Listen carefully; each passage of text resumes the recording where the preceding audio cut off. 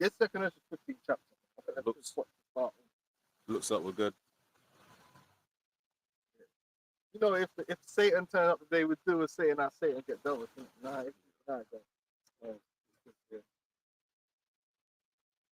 But I don't think he'll turn it. Probably come back. We running? Right. We say, Call hello, Yahweh, but Shem Yahweh Shai, Shem Dash. Double honors unto the apostles and elders of Great Millstone. I honor you brothers out there in the highways and the byways, teaching this word in all sincerity and in truth. And yo, man, it's been great. I know brothers is in heightened spirits. You know, more events have occurred, which feeds into the prophecies that we all been waiting for, man. You know, the time of Jacob. Well, because it's all leading. Someone get Daniel's 12. Yeah. Daniel's 12. It's all leading into that time of great judgment and tribulation in the earth that we've been waiting for. Because what's going to come with that is the salvation which is in Yahweh Shai, and that's what we need. We ain't trying to be here forever, man, paying rent and you know what I'm saying. We ain't trying to do all that. Go on, let's get that. Let's go with Daniel 12 from the top. Get And at Jeremiah. that time Right. shall Michael stand up, the great prince, which standeth for the children of thy people. And there shall be a time of trouble, such as never was since there was a nation, even to that same time. And at that time thy people shall be delivered, everyone that shall be found written in the book. Right, the Lord is going to deliver his people. I don't know about these other people. Whoever survives, survives. But specifically, the Lord is going to deliver the elect of Israel, which is the believers, the ones who've been sealed in the spirit, that believe in Yahweh Shai, that have faith in this doctrine, that have faith in the name of Yahweh Shai, and faith in the name of Yahweh Bashem Yahweh Shai, man. Simple as that. So that's what we're leaning on. We're leaning on that salvation in these times to come. And what's getting ready to happen is going to be indescribable. What's getting ready to happen is the worst case scenario. It's not going to be nice. And it's going to the perfect storm, and it's going to cause great death throughout the earth, beginning in America, but throughout the earth, because the whole world is going to be put in a tailspin, man. And we're seeing that happening. We're seeing the path of World War III being laid out before our eyes. But not only that, we're seeing all the little discontent among the people within nations being built up too. So everything's happening at the same time. We're seeing the MOT get ready to roll out. We're seeing the police state, martial law state getting ready to roll out. We're seeing the rise of xenophobia. It's like that pressure from above, pressure from below type thing. Yeah, There's you no see way out. in Ireland, there's riots over the immigrants, which is all been done by design. Yeah, the immigrant crisis, same thing in the UK. Got man's hating on Jake and the other nations, trying to blame the other nations for all their problems. And the worse things get, the more these Edomites are gonna blame everyone else for their problems. And it's a cycle. Because the same thing happened, back in Rome. You know, it's going through a cycle of destruction. You know, when it's being taken down. You know, They're gonna blame the Edomites. Are gonna get things are gonna get worse and worse for them, right?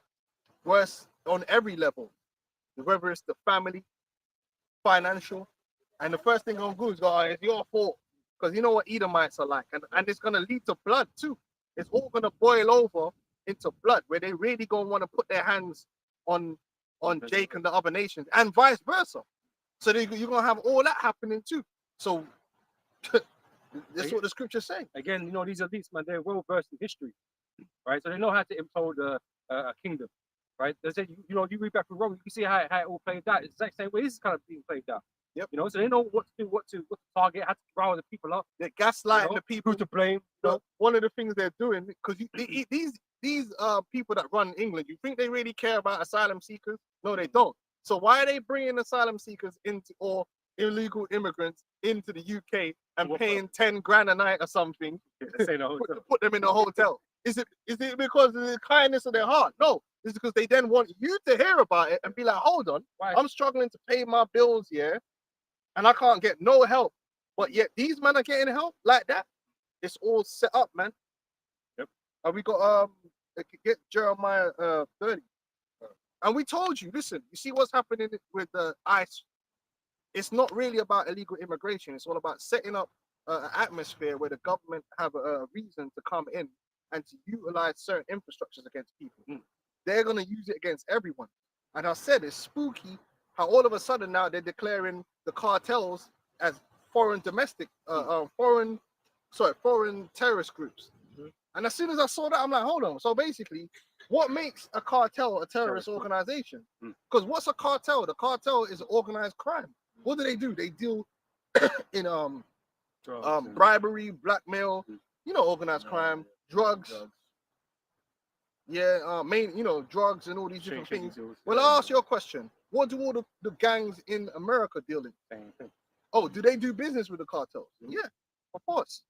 So you can extend that now. So one the same. Big blur. You could blur it out. So it's not going to be long till the gangs in America are going to be domestic terrorists. Now hold on, you got a whole culture that Esau's done to make people even want to portray being a gang member when they're not even a gang member. It's called rap music. So now you could just start labeling people. Like how they labeled that guy, oh, he's an MS-13, man, and then just superimpose the tattoo on man, and the tattoo means you're an MS-13. So if you're wearing a blue shirt, then I guess you're a blood now. Or if you wear a red cap, it's a red cap, or if you're in a blue shirt, you're a Crip. Or if you pose, if you pose in a photo with the AI, or the AI see that you were doing a Crip walk, he's a gang member now. And then you got the Palantir. Get Jeremiah 30, Ezekiel 21. He'll get you by association. Yeah. Yeah. This is Psalms 94 and the 20th verse. Shall the throne of iniquity have fellowship with thee, which frameth mischief by a law? They're bringing in all these laws, and remember, they already have the NDAA on the books, the Patriot Act. They have laws where they could basically strip you of your citizenship based upon being a terrorist.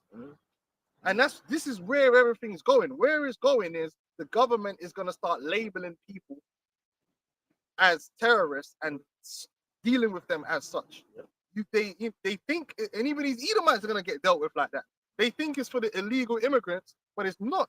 It's for you. For when all hell breaks loose and everything's going down the shitter, so they could come in and with the heavy hand and do what they want to do. And it's going to be backed up by AI. And Jade Helm 15, we were talking about that back in 2015. And the elder Yashawama brought out, the elders brought it out, everybody was talking about it. We were going into martial law. What were these guys doing? Scoffing. Even other Israelite groups. They're talking about martial law. Scoffing. Jade Helm 15. Now what we found out is that you got Palantir. Palantir is basically doing what Jade Helm 15 was all about. Is bringing AI into the system so that AI can access all the different databases to make them all interoperable and then utilize that information as a weapon against the people. To foresee. The whole idea behind the Palantir comes from the J.R. Tolkien Lord of the Rings thing, which is you can see beyond. Yeah. Right? He wants all this data to be able to see future events and who to target, and that's the same as Minority Report. Yep. Right? They got people they got in mind. They want to watch and observe to categorize and Project Megiddo. All these things all wrap into one another. And the system's going to be biased. So it's going to be like if your cousin's in a gang, then the probability is that you're in there, so you get lumped in there too. Sometimes hang out. Because you sometimes hang out. It's not like a point system. Yeah. You know what I mean? Yeah. China's social. No, it's like there's a system that's been used in the whole Palestine thing. Yeah. And Palantir was part of that. Yeah, and it's like it's called Where's Daddy? And it's a school system, and basically it takes into account what you post on social media, who you're physically around, and it builds up the profile. Like, and if you hit a certain school, your house is marked to just be destroyed by a drone. Yeah, and that's gonna happen. This is what they're gearing up towards. Other cases, but they're just it's for the ice. No, man, this is where it's heading, and that's why it says what it says in the scriptures. It's gonna be terrible times. And even remember, the apostle uploaded the video of the lady who spoke about her face being scanned, and then how all of the information came up. Obviously, in the protest, Trump was speaking about certain things. If you're wearing a mask, they want to build like a database. Which China already have a technology Yeah, that they yeah, yeah, developed yeah. where they can see you even if you're They wearing can a see mask. that and actually know your social credit score. So this thing is getting spookier and spookier by the second, man. And not only that, you people that are, because even the focus being shifted onto the protesters even, right? Because you're inhibiting them, you're trying to prevent them from carrying out justice or whatever. So you're obviously what do they call them, man? Dissenters. Insurgents. Yeah.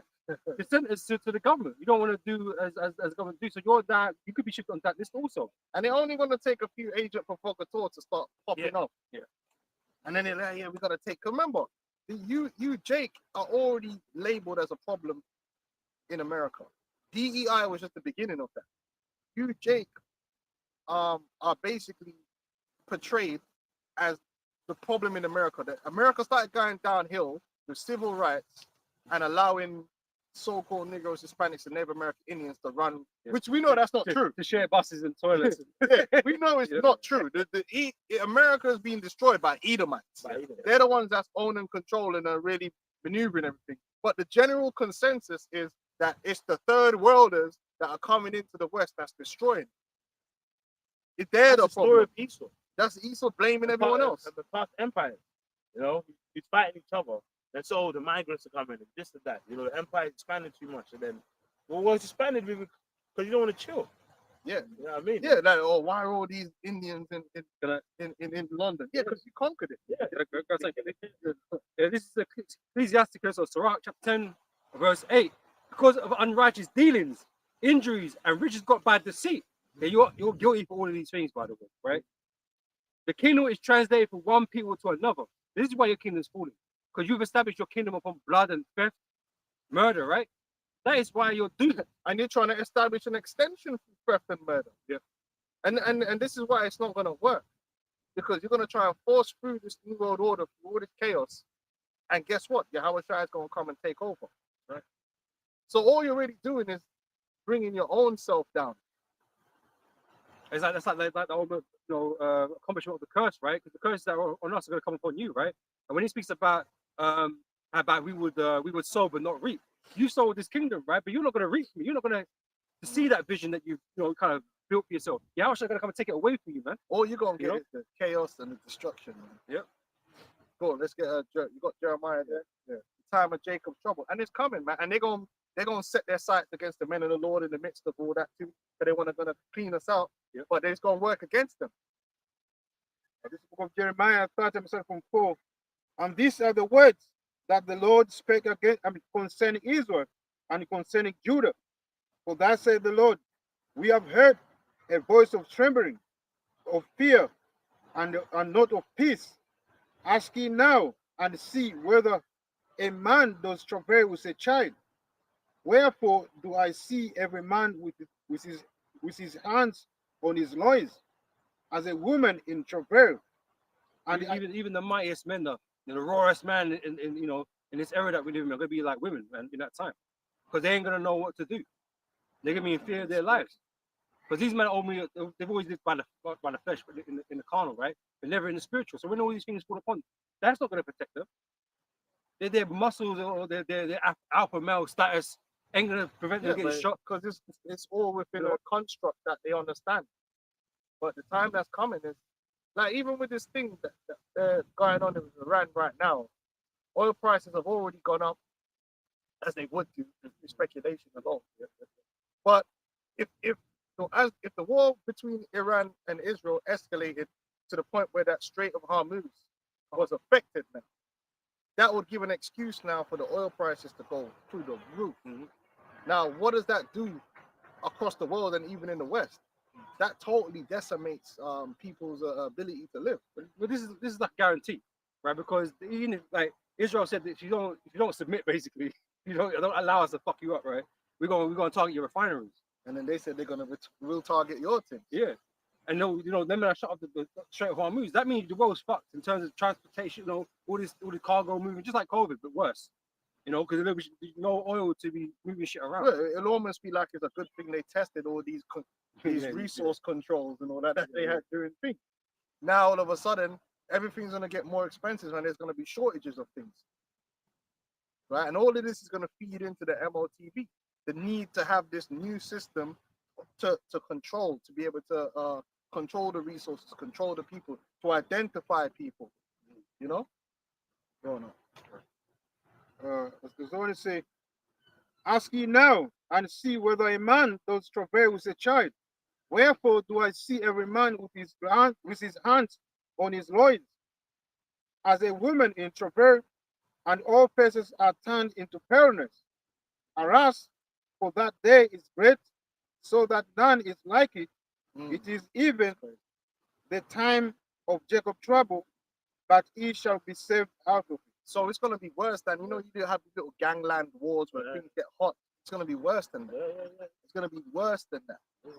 There's gonna be death around every corner, man. And the Lord is gonna sanction a whole lot of people dying in the midst of this thing, man. And you know, there's another thing to consider this, because we always compare, you know, the Lord's judgments in certain times, right? Because we know this judgment will be greater than the judgment of Egypt, right? But we have to understand that what happened in Egypt happened around Egypt. This is a global thing that's going to happen, No. and it's going to be so many. Was that bird? Yeah. Damn. But this is a global thing, right? And there's so many people on the earth right now. The Lord's got them all here to receive judgment. You know. So yeah, so naturally this is going to be worse, because there's going to be so much death around. There's so much more people around. You know, was 8 billion people now. Just on Right? Water. When the Lord judged Egypt, it was just always in Egypt. And it wasn't everybody in Egypt that got killed like that. But the Lord's going to bring this judgment to the whole world, man. And I said there's 8 billion people. There's going to be death everywhere. You know? You know? I don't know. Probably got water. Yeah, can't, man. It's beautiful. Everything is lining up. Yeah. Everything's lining up, man, for what's about to happen, man. That's why we just gotta stay locked in. Stay locked in the spirit, man. Because everything the Lord said is gonna happen, it's gonna happen. Like even just on the uproars of the people. Look what's happening in Northern Ireland. Yeah. You know what I mean? I even saw a video of that. There's certain people's homes, certain migrants' homes, that they're having to put the flag of their nation on their door, to like, so that the wildlife up there don't ransack their home. So like people put in the door, let's say ultra national Yeah, flag, yeah. like, you know, Irish, Yeah, like yeah. that. or people put in a like, nah, I'm a Filipino, so I'm not that migrant that you really hate. You know, like I'm not, you know what I mean? I'm a Filipino. I'm from the. You know what I mean? It's few of Yeah, yeah. You know what I mean? From Poland. I'm from Poland. People having to put a flag on the door, because if not, people are gonna come through your home and ransack it, man. Run down. You know, you've got planes falling out the sky. You know what I mean? Like, there's a lot going on, man. 15 seconds. Run through the Paris gate. On that. Yeah. What's going on, man? Even 21 seconds. Yeah. That was crazy. That was crazy. Big fireball and one guy. But then I won't even be surprised if these things that keep happening, like plane shopping, just ties into why you need the artificial. You know what I mean? Yeah. No, that's what they always come out That's and what say. they always come out and say. Or why do people need to fly in the first place? Ride the bike. Yeah, go carry on with that. I need to grab a water. Go on. Is there more? Where was you? What's your thing, John? Yeah. Okay. Yeah,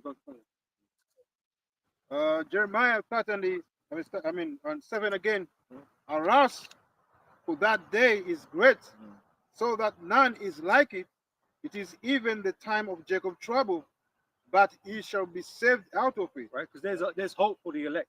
Right? Those that turn and repent to Yahweh Hashem Yahushai, there's hope for you to get out these times of trouble, man. Because without the Lord, this is a done deal for most people. Most people are going to be destroyed and suffer greatly, you know. And those heathen, they're going to go into slavery. So there's no other way to get around this, other than if you're on the VIP list with the Lord, right? To take you out of this place before this place is completely judged. It goes on to say, for it shall come to pass in that time, that day, say the Lord of hosts, that I will break his yoke from off thy neck, and will burst thy bones, and strangers shall no more serve than themselves of him. So as mad as it seems, all this chaos and this judgment that's coming, it is ultimately part of the process of us being delivered. Yeah, man, the algorithm. You know, and it might seem crazy, like, yeah, no, but it is. It's part of the process. Things have to get worse for them to get better. They Again, gotta go through that fire. again, using Egypt as an example, when all the judgment was coming upon Egypt, this is actually cool. So everything that was happening to the Egyptians. So it was therefore good for us. And we left Egypt with people, with servants, with gold and all kinds of things, cattle, and we left, right? And we established our own selves. So we were good at that. You know, Egypt got fucked up. You know, but we ended up being good at it. So the same thing with this. You know, it's gonna be a terrible time. Only it's gonna make us good coming out of this place, man. As long as you're not in the 2 first. That's it. This is Not much else left to do. Yeah, second but that's what the Lord let them out and then killed them in the wilderness. This time, they ain't coming out of Egypt. this is a quick one. This is Second Ezra 7:18. Nevertheless, the righteous shall suffer straight things and hope for the wide. Because at the end of the day, even though we gonna catch hell too, we have hope for, you know, the kingdom that's about to come in mercy, like on this side from judgment. But you know, the wicked of our people, the scripture speaks about the hope of the ungodly being like a thin cloth, like in the sea. It's like there's really no hope. You know what I mean?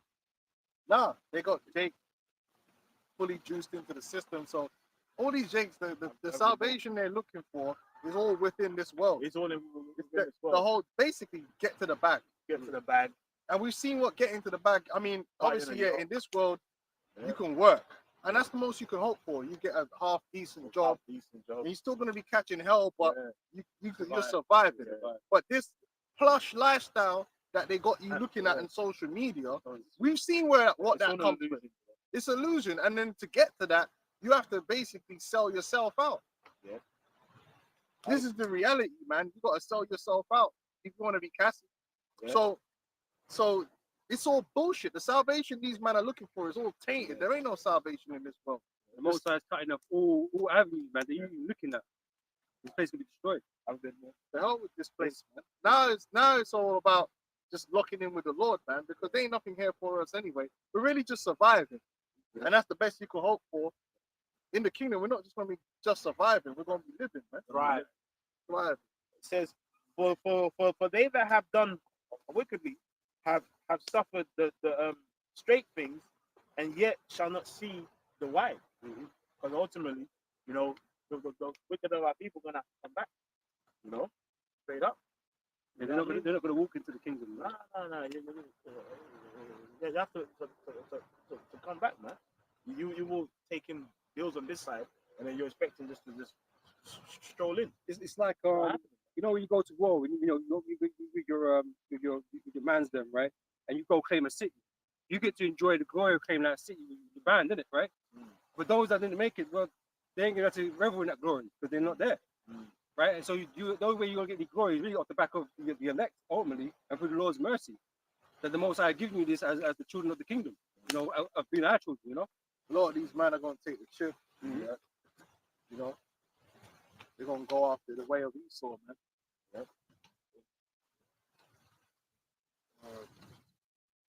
And they're ready to take that chip. Yeah. Because they totally uproot this place, man, and Esau gives them hope of getting connected back in. They're going to get connected back in. Like Egypt, you know, as the situation got worse, people gave up more of their rights. Now, what if man can get chipped to get that permanent citizenry? Yeah. I would take the chip. Yeah, which you know, Scott, what's in it? Scott Silverman back in the day, the CEO of Mary Chip. You know, he spoke about back in the day of chipping migrants. You know, Yeah. and how there's benefits. Yeah, but once again, when you look at a lot of the systems, a lot of the ports in the world, they're becoming digital now. Yeah. Right. Certain countries that you wouldn't think would be digital have, like I think most countries now have a biometric passport, which means that their ports also have biometric facilities to support those biometric passports. Yeah. Right. But and you make once again linking into what we're talking about. It's like why? Right, because we're all building towards this new system, right? And of course, it being the market, the being taken from done.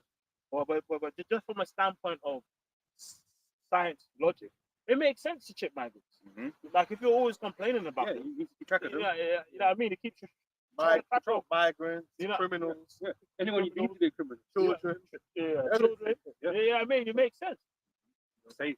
So you know what I mean? I mean, if you got nothing to hide, but just get chips. But this is why they got the saying even in the road, man. What's the saying, man? If you're prepared to sell everything out for safety, you'll get neither. Yeah, Right? yeah, Something yeah, like yeah, that. yeah, Probably yeah. how the saying goes. Yeah. You know, Americans, you know, right? But like We wanna you got all the safety features, all these things like this, because basically you're being put in a cage. This is the safety. Yeah. You're inside the cage. Yeah, You're yeah. safe, right? The cage is all the system that they're building around you. The chip is the key, the lock that lock you in it. That's it. You know, because once you've taken it and you are part of the system now, because you're integrated now, Blood with sacrifice. the Internet of Things, you become a part of that, Yeah. right? You're now locked into the system. There's no way out. Of it. Especially where in a time of crisis, the government is going to be the source of succor. These are facts. Like whenever there's a major crisis going on, it's the government and the private corporations that they partner with that are going to be providing the food, that are going to be providing all the different They're things gonna control it. and amenities because they're going to control it. Like, it's not the average person. So if you want access to those things, so now all of a sudden they're pushing through this brick card, right? You hear they talk about this brick card, which is nothing new. They've been bringing that system through of the national ID for the UK, where you can then use that and access all the systems, which they've already been doing that. That's what they did when they brought in the universal credit, because It's different things. people gotta realize that it's the problem that happened with the first set of databases that they created was interoperable problem. This problem knows a lot more because he's got the intelligence on that, where you could create a database over here and create another database over here, and they can't communicate. So the process of getting information one and the other is not. That's how people get away with fraud and different things, because you're over here doing this and you're over here doing the same thing over here, and they can't confirm. Now what they're doing is they're making all the systems interoperable, where that's what Palantir does. They basically have the ability to bring all these systems together as one. You got one, they're like nodes then, and one thing that can go into everything. So same thing with the ID card. You can use it everywhere because everywhere has got the same certification and locked in on the one database. But it also means that everything you do can be now controlled. So if they can lock you out of a particular thing, yeah. Huh? One Minnesota state lawmaker dead is a target. So that just shows you the spirit of the people, man. That's the frustration. and Where's that? discontent. So See, they're turning up the heat. They're going to turn the heat up and get the emotions running high. Because in a situation of them high emotions, that's when the government can make drastic Yeah. moves. it says a target, for lawmaker. There you You go. know, it shows you the spirit of what's going on. And even that governor in Florida basically saying if you got to run over a protester, it is what it is. To defend yourself. And it's like what clarifies being a protester? Well, You know, it's a Mexican Which on the road. makes sense. You know what I mean? Yeah. Yeah, well, if they're attacking your car, you got a right to defend yourself. But it's like until that person dies, it's vague. You know what I mean? A person can just, oh no, I fear for my safety. But Yeah, you're under the car. That's that spirit of Egyptian against Egyptian, man. yeah, they're gonna be out there fighting against each other, disagreeing. Yep. And then who's gonna come in and clean all that up? Say his kingdom divided, how should his kingdom stand? Because all this stuff you see what's happening. Look, if Trump was doing what he's doing, like sending in the military, right? If Biden did that, all these same man that's cheerleading it would be like, oh, this is taking away freedom. We can't do that. That's how they manipulate the people from one to another. One administration comes in, and then they have their team members, and they take away more American rights because these men are on the same team. They're agreeing with it. Then the next one comes in, and their team members agree. So then basically what happens? As it's like a pendulum that just keeps swinging. And over time, more and more of the rights of the people in general just get taken away. Well, the scripture says, follow not a multitude, man. Do evil. But that's how they manipulate people. Get you to join onto a team. Thinking they're So when, fighting for you. so when your man does it, it's okay. But when their man does it, it's not okay. Which means you don't really have no principles. I have a precept. You know? Second Ezra 13 and 29. Behold, the days come when the Most High will begin to deliver them that are upon the earth, and he shall come to the astonishment of them that dwell on earth. Yeah, And they're not looking for that. They're not looking for that. The people of the earth are going to be so caught up. They're not looking for the return of the Lord. That's way past anyone's. Yeah, no one ain't trying to know about that. Yeah. They'll rather think of aliens will come before they think the actual Lord from the Bible is coming back. Yeah. That's Yeah, been yeah. removed from the earth. realm of possibility from even Christians. They don't really yeah, believe yeah. that, man. They're the Christians The think whole about thing about money. dying going to heaven. yeah. Yeah. Popular media has totally removed that idea from people. People more believe in aliens now Yeah. than they will believe. No, real talk. Yeah, for Because real. it's what's been not from a that- child. That's Yeah. really what's Yeah. been put into you as what's real. Yeah. When people think about the Bible, even Christians, Yeah, yeah. it's really just a Stories. It's some yeah, nice stories. Some principles to live by. Yeah, but they outside don't really Earth, believe bro. what Like, happened. Like Vocab don't Yeah. really believe what's written in the Bible, man. Really? Yeah, Come for on. real. He don't really believe all that. Real. It's just, it's a bit of fun, isn't it? You Yeah. know? Yeah, the Bible, Yeah, Bible time. But they're not really looking for the Lord to come back with chariots Yeah. and start blazing Yeah. fire. So they're going to be astonished, like, what's this all about? These people think that the scripture stopped back then. Like, your Lord crucified, The end. Revelation. Oh, was history. yeah, it's a nice book. Something that happened in That's history. it. Nah, bro. Like the Present, very present. people believe the scriptures is outside history when it's not.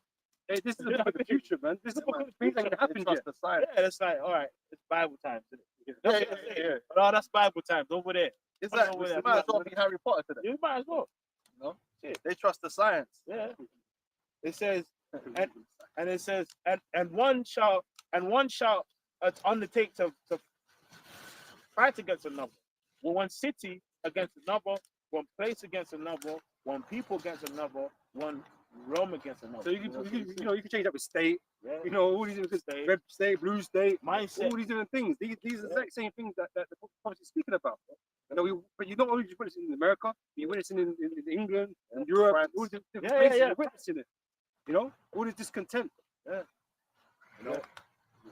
And people get influenced by when they see other things happening Yeah. elsewhere. Well, we should do something about it. We should be rising up because Europe is being invaded. Like, Yeah. And they obviously don't know what you had one Edomite woman, I posted it, Yeah. where she was like, I went to London, I Oh, went to yeah, Oxford yeah. Street at night, and I Foreigners. didn't feel safe. That was so cool. Like, there was foreign men speaking foreign. I'm like, bro, you're in like a Spain. fucking tourist hot zone complaining about Exactly. people that speak different languages.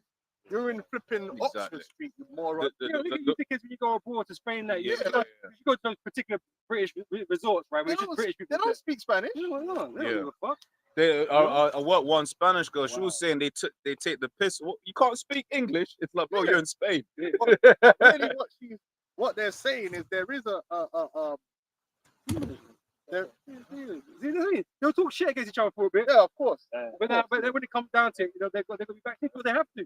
They have to. Macron Puppets. saying he's going to defend. Of Puppets. course, Iran didn't Bro, attack Israel. The least of the flocks are driven up. it's their colony, isn't it? Where so you got these Edomites that she was like making it out like she's unsafe in Oxford Street. Oxford Street. Oxford That's Street, the like- safest place to be. Yeah, what's going on? Like Yeah, if you because slip on the there was street. brown people there, and he said London's not the same, and all this bullshit that you're talking about. Listen, London's never been safe. Yeah. What are we talking about? Jack the Ripper and them times. there. Innit? Yeah. What are we talking about? When London always had bodies floating down the Thames, like. Hey man, it's safer for women now than it ever used to be. Yeah, what are we talking about? You know what I'm saying? But it's this idea of the brute, it's the savage. It's an old idea That's the old that's idea. come right back again, where Propaganda. the propaganda, these brutes, these violent, Loud, because they're loud. they're loud, Yeah. and they're just raping all the white women. That's the thing on Twitter. All the white women Yeah. getting raped by all these immigrants. It's Yeah, like, yeah. really? Yeah. I don't think so. Somehow, Bro. if Yeah. that's the case, I bet you any money, yeah. bare Cindy's. You go on a Friday night, yeah. If it's so dangerous, then why are all these Cindy's out here drunk out their mind all up and down the town, staggering around the place. This is so dangerous. I bet on that statistic, I bet the top of white men saw the top of that list. Of course they are. So But what are you talking about? their minds are prepared to see the enemy. Yeah. So it ain't hard to envision these men taking it to the next level because they already think like that.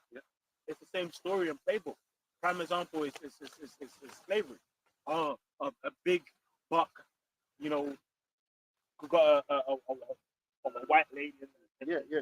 took her. And then and if you look at World War One, World War Two, like in all them different conflicts, so there's always wartime propaganda. Yeah. You know, you see them pictures, even the Koreans and that. You know, when you see the Koreans and Japanese and that, you actually see some of them old school paintings. They got them the super chinky eyes. the demons. They're like eating blood and shit. You know what I mean? The It's like- propaganda is real, and they've been running the propaganda against Jake for a very long time, man. You know, they've been running it for a long time. Not just Jake, against the Arabs, against all the the Arabs. And these Edomites, supposedly Yeah. they're the victims now, Yeah. and they feel like they're being disenfranchised, which they are. Afghanistan. But it's true, they are being disenfranchised in their own countries. Yeah. But that's not our fault. It's Trump and Biden and all these guys have basically diminished you in your own countries. Yeah. It's not Jake's fault. It's not the African American's fault why you're a white man and you ain't got nothing in America. That's you to the bottom. That's Push you to fight like crabs. That's what it is. Like, you know, you're stepping on each other. Of course, you're gonna get vexed, isn't it? Of course, naturally. But it's Esau's work that's made it this way. But you, Jake, help too. Every time you, Jake, go online and with some Post some ignorant foolishness, yeah, and you post that online, you give the beast the ability to highlight that now, and they will highlight it. There's a But they're looking for the worst. Yeah. The worst character. but they won't highlight when their people are doing No, it. no. Like there's a Twitter handle called the Black Tucker Carlson, and all he does is post videos of white women, white men bugging out and doing craziness, yeah. But it's true. Where is their version of World Star Hip Hop? Because the Edomites are out there doing all the same BS that you see Jake do, but they don't have a World Star Hip Hop that highlights it all. What, you think white women don't go out there, act belligerent and fight people? You think that doesn't happen? You think they don't have drug problems with drug dealers and all these things happening? Of course they do. All the meth, all that meth epidemic here. What do you think surrounds all that? Crime, stealing, shoplifting, all that kind. What the Edomites don't do none of that. No, it's just black people. This is, every nation has that you know That element is element there. to them. But Esau never focuses on himself on that. They'll never show But that. everybody else, they're just, you know, rapists or whatever the case But may Jake be. helped. Animals, savages. Jake helps that, man, because they've allowed themselves to be portrayed that way, and they promote it like it's a culture. This is what I'm talking about. World War II. Japanese, like Japanese propaganda. I don't like it. Demon. This is from World War II. You know that propaganda, man. That's it. You know. Yeah, on one hand, he said all these Mexicans are rapists, and that. Yeah. Now he's saying they're farmers. It's Yeah. confusion. Yeah. But forget what Esau did to so-called black man, the so-called black woman. Forget what he did then, innit? Because he ain't a savage. You know? They're going to use it as an excuse to beat savage. That's it. Go on now. They've always done it.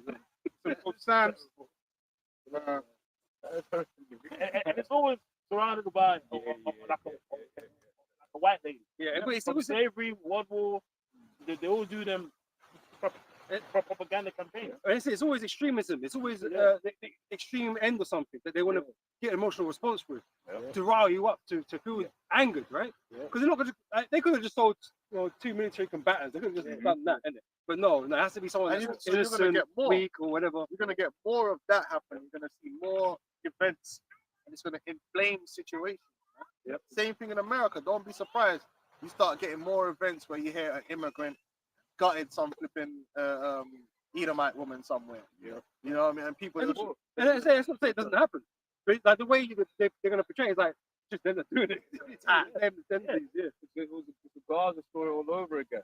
That's one of the things that came out, that they did research into what would rile up the people the most, and it was the R word, right? So they pushed a lot of stories about, oh, she you know, they were raping all of that sort of stuff, and it came out that was the fabric.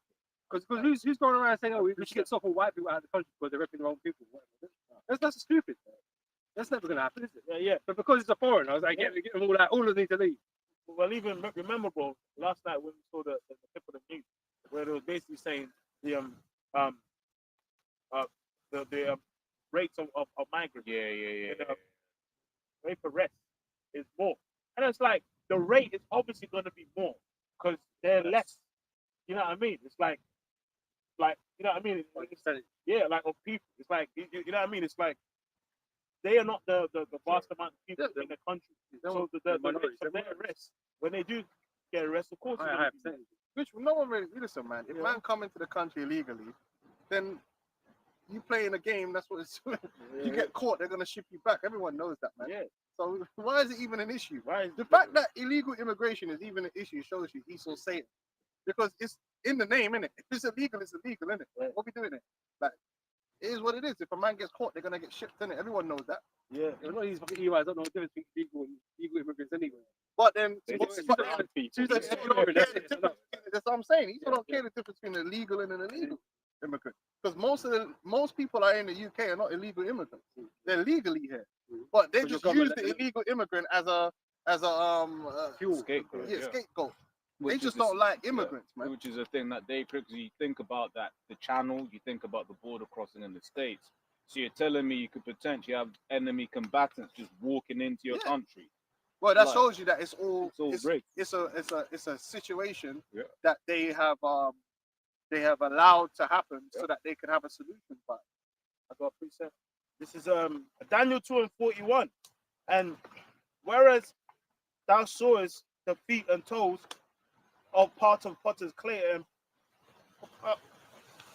part of iron, the kingdom shall be divided, but there shall be in it the strength of the iron, for as much as thou sawest the iron mixed with miry clay, as the toes of the feet were part of iron and part of clay, so the kingdom shall be partly strong and partly broken. And whereas thou sawest the iron mixed with miry clay, they shall mingle themselves with the seed of men, but they shall not cleave one to another. And it's well documented, man. These nations that, as much as they're supposed to be first world and prospering and all that kind of stuff, man, all that's really slowing down. The people slow down. They always make these documentaries, Broken Britain, and all these things are broken. Yeah. It's the same with America. You go around, it's everything's broken, division everywhere. Why? they've Because it's destroyed. prophecy being fulfilled. They've destroyed themselves, and this is done by Edomites, man. Yeah. You can't move away from the fact that Esau has full control over the economy. Mhm. He's got full control over culture. Yeah. Like, they run the media. Yeah. Like, they control what is mainstream and what isn't mainstream. Yeah, all these, like, we always go back into rap music. Rap doesn't exist by itself. Without Esau, rap is just a dude on the corner. You'd never hear about him. You'd never hear about him or hear nothing. How is it that I know bare Tupac lyrics? Is it because a bunch of Negroes came from America and distributed me Tupac? The only reason why anything is big and is circulated to a certain degree, Esau controls. If Esau don't want something to be circulated far and wide, it ain't getting there. Which was called distribution. The company. distribution, Especially before the internet. Yeah. You know? the eyes, to get millions and millions of eyes on a thing, Esau controls that. You can't control that. Even down to now, you might say, well, I could just go on the internet and millions of people might see my video and it goes viral. Is that your belief? Bro, the algorithm controls that. They can make the algorithm where no one will ever see your video, ever. And that's how YouTube is. Unless you're juiced in, you're not getting no millions of videos going viral enough. It's the algorithm that picks and chooses who's going to go viral and who's going to see something millions of times. So even the cultural decline of America goes back to Edomites. The movies, the cartoons, everything. Probably setting great dignity, man. Who created movies about people stealing cars, glorifying criminals? You ever think about that? Well, that's part of the wine. The wine. That's part of the wine. Babylon. America hasn't created no positive culture where the children really grow up confused. They're given mixed messages. on one hand, don't do this, but on the other hand, oh, here's this movie where this guy's doing this, and you're meant to be on his side. They got a whole franchise called Fast. Yeah? These guys are criminals. Just think about a society, yeah, that tells you if you go and steal a car, you're a bad person, you're going to jail. But in that same society, man are gonna make multi-billion-dollar flipping films where the protagonists of the film are stealing cars. Their literal superpower is the ability to steal. Think of the confusion that is creating. Is it good or is it bad? But that's why it says and unwise king Destroy his own people. Destroy his You people. think in the kingdom of heaven we're gonna tell you, oh, murder is wrong, but then we're gonna, oh, but check this film out. This guy's a murderer. You're meant to be on his side. Yeah, He's a good guy in the film, but he's a murderer. Yeah. It's cool. Snowfall. Yeah, Snowfall. he's the protagonist. Yeah, it's like, you know what I mean? Like, It's insane. do the crime because Franklin ended up bugged out. Now, who created that? Who done that? Who set that whole thing up? Esau. Esau has always had control over his kingdom, and Jake ain't had the control. So there's no one to be blamed for the fall of his society but himself. There's no one to blame. And even that concept is even in that series. Franklin didn't get big unless it wasn't for the, you know what I mean? The CIA. Yeah. The economy. Who decides? Who makes the decisions on the economy? The major macro decisions are not made by Pookie on the corner. Yeah. It's decided by the big Edomites, the Federal Reserve, and all that. When they're doing everything they do that affects us, it's just decided by Edomites. It's not decided by no Jake, no illegal immigrant or nothing like that. This is Esau society all the way around, every aspect of it. He owns and controls. The proof of that is the majority of people have an issue with what's going on over there in the land of Israel. But are they still sending the bomb? Yeah, they are. It's Habakkuk chapter 2, verse 15. Or unto him that giveth his neighbor drink. Yeah, that's that wine. These ideas, philosophies, these ideas. Yeah, they allow Esau allows degenerate culture to fester in his own society. He has done that.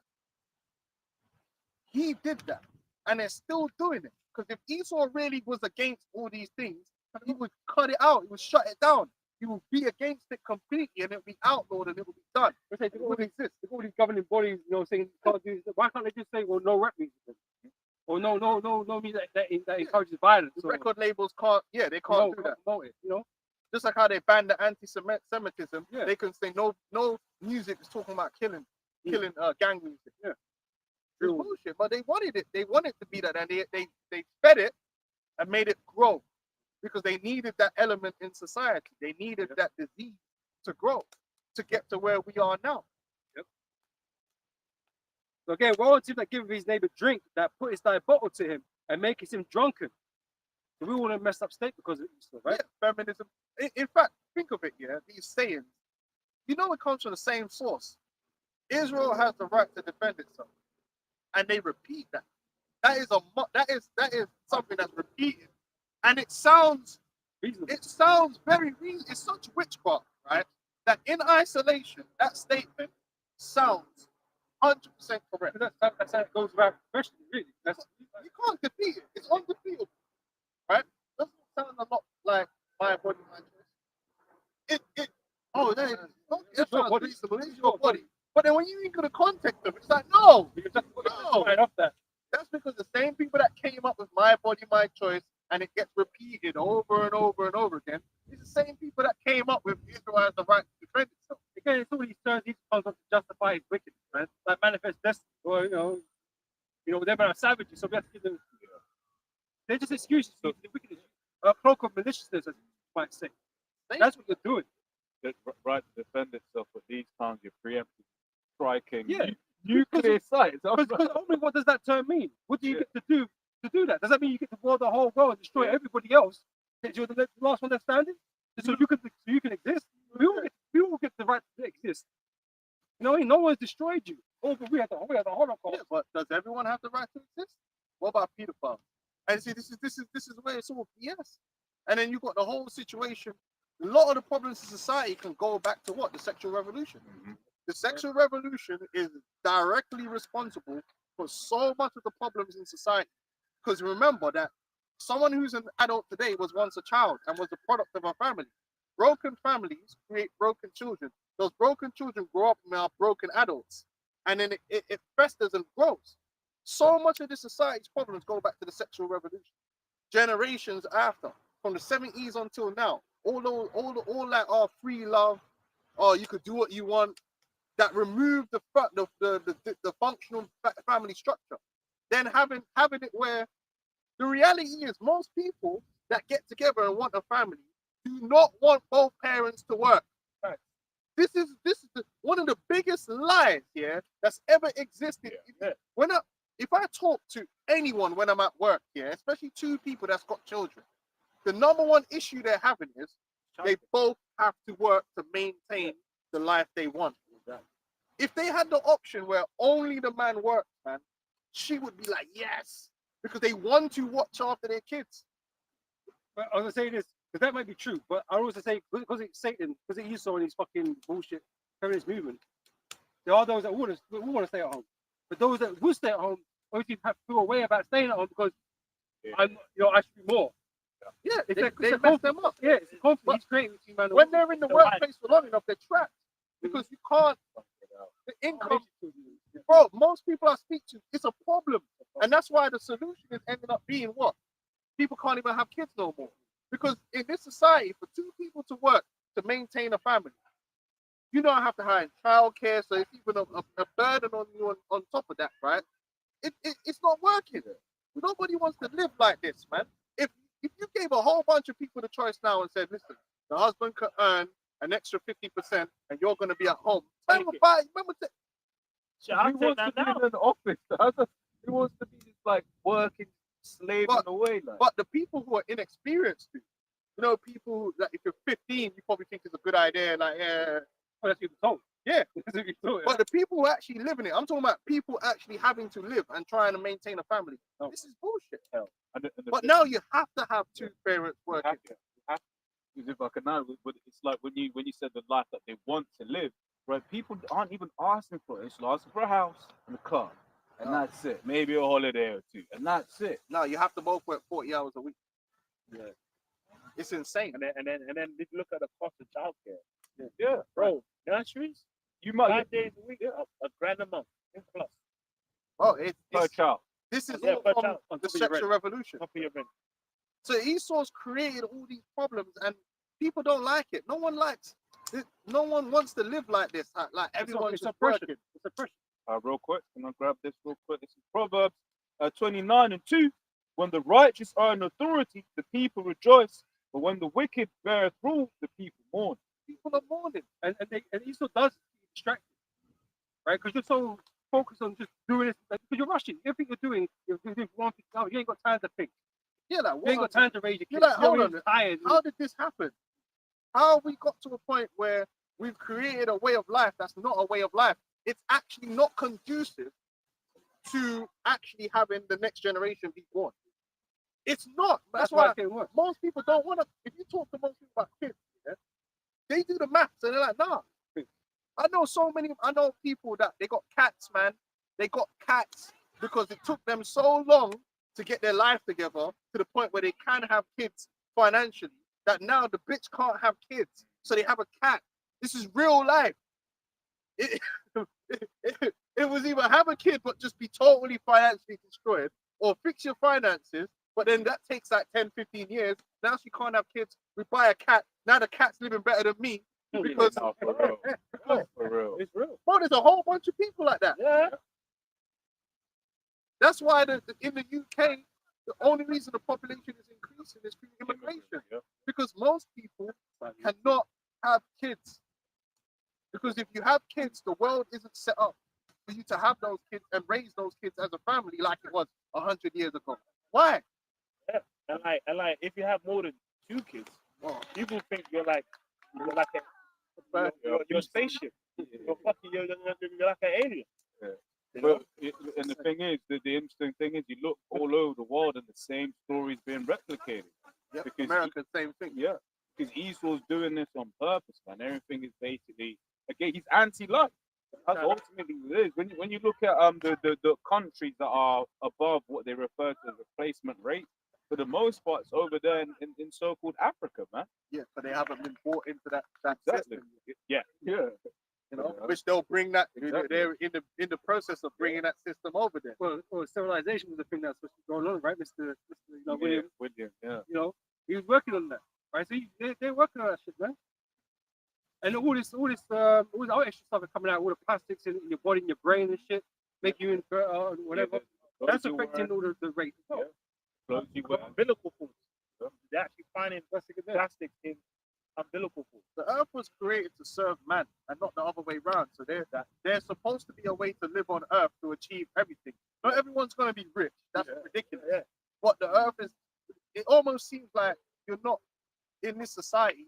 It's not open for most people to live. It's just not. It's unsustainable. But now they're feeling that pressure, and then now they're trying to blame it on us. No, the point is that we've gotten to this situation we're in because of decisions that Esau did, that he implemented. He didn't want to create a society that was beneficial to the individual and towards life.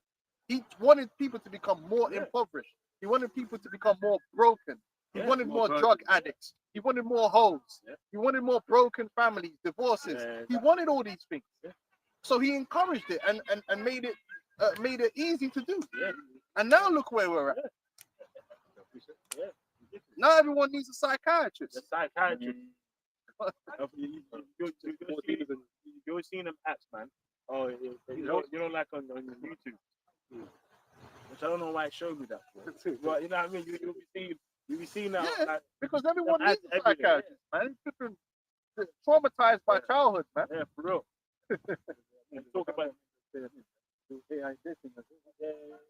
Well, you got to because he messed that all up, man. yeah, man. And you got an ongoing gender war. So Gender war.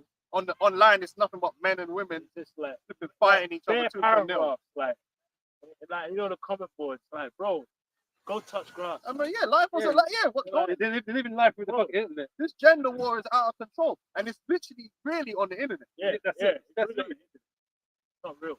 It's just, but Esau wants it to be like that. But life was not supposed to be the man versus the woman.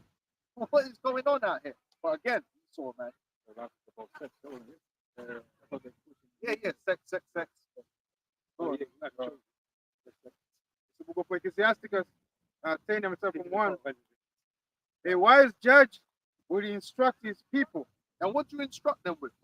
The Lord already gave us a way of life that works. This is what people are going to find out, is that the way of life, the foundational way of life that man needs already has been given. It's not something that we need to look for or search. Like, how do we make life on earth work? How do we make it work? Man, I got to search for it. We need to get Professor this to come in. It was already given to us. It was good. Yeah? That's what the scripture says. It was good. The Lord already gave us a laws, statutes, and commandments that guide man, woman, and child. It guides inheritance, guides how you treat people, how you treat the earth, and just put those as your foundation, and you will thrive. And everyone, even the poor, will get what they need. That's what the Lord gave everybody a setup, man. The Lord gave everybody land and inheritance to live on, even the heathen, right? They got their land. So you can live a style, everyone can live a certain way. Yeah. You know, you didn't need to be locked in the rat race. Like, you can only work with Esau's employment system, and because you can't own your house, you don't own your land. Yeah, you can do all these Man things, but oppression. you can't do anything outside of Esau's say so, or, you know. You got laws that's already set up there. That's just no murder. So you don't have to worry about murder. And then if someone murders someone, they're not gonna like bust case or go in jail and come back out murdering someone. Terrorize more Or just repeat offending. You just get rid of man and close that episode up and moving on. Nowadays we live in a society where you got a huge criminal element that is like a factory of death and destruction. You just go in and out, or you keep them in there, but now you send someone else in there with them. Yeah. Give him 5 years, but he's going in there with these madmen. So he comes out. Well, like a big example is more demons. it's like nonsense and pedophiles. Like, bro, he's supposed to be God. But no, goes to prison for a year, comes out, touches the kid, who then becomes bugged out and does it to the same lady. But this is why you know certain crimes are meant to get man get put to death, right? Because it starts this infestation spreading. Right? Because you think you lock them away, you think they're out of society, but they have to come out at some time because they're not all given death row, right? And they're gonna come back out, but they're worse because let's say man got touched in prison and all kinds of fucked up shit, seen fucked up shit. No, they become bigger criminals. You know what I mean? It's a And known demons fact. multiply. Demons multiply. The statistics are there for reoffending. Man go into that lifestyle and they really don't ever come. Most people don't. Some of them do, but a lot of them don't. They go in there and they either one usually leads to another. So if a guy starts off on petty crime, then they move up to the next level of crime. Then it's murder. Yep. And then when they get to the murder stage, they kind of stay there. Because you get to the point, you know, you were Stuck in it. it was what's that thing called, man? Shawshank Redemption. Innit? Shawshank Redemption. My man, like, he's been in prison so long. Yeah. He's want to go back. Yeah, he's really wanting to go back. 'cause he didn't know what else to do. You let man be there so long. Once they come back out, all they can do is do fucked up shit and go. But they don't mind. They don't care about going back because they feel quite at home. That's what they've done for the last 25, 30 years or whatever. They don't mind going back. Yeah. They become acclimatized to that fucking madness in them. The reason when you go into the law, everyone has an inheritance in the earth. Having an inheritance innately gives you a sense of responsibility. Because you own a part of what's going on. It gives you a business. That's what a citizen, even if you go back, right? Citizens own land. If you don't own land, how can you be a citizen? Citizen, that way you have a vested interest in where you are because it's yours. So you take care of it. It's a stock, it's an investment. Yeah, it's yours, man. It's a part of the bigger. But in this world, like, you barely own anything. You're just air. Like, You don't own everything. But then if it's on finance, you keep a car for 3 years, you'll give it back. You don't really care about the car so much. Yeah, debt-based system. Yeah. A system, and the only benefits the elite. That's why they set it up that way. Whereas we have what?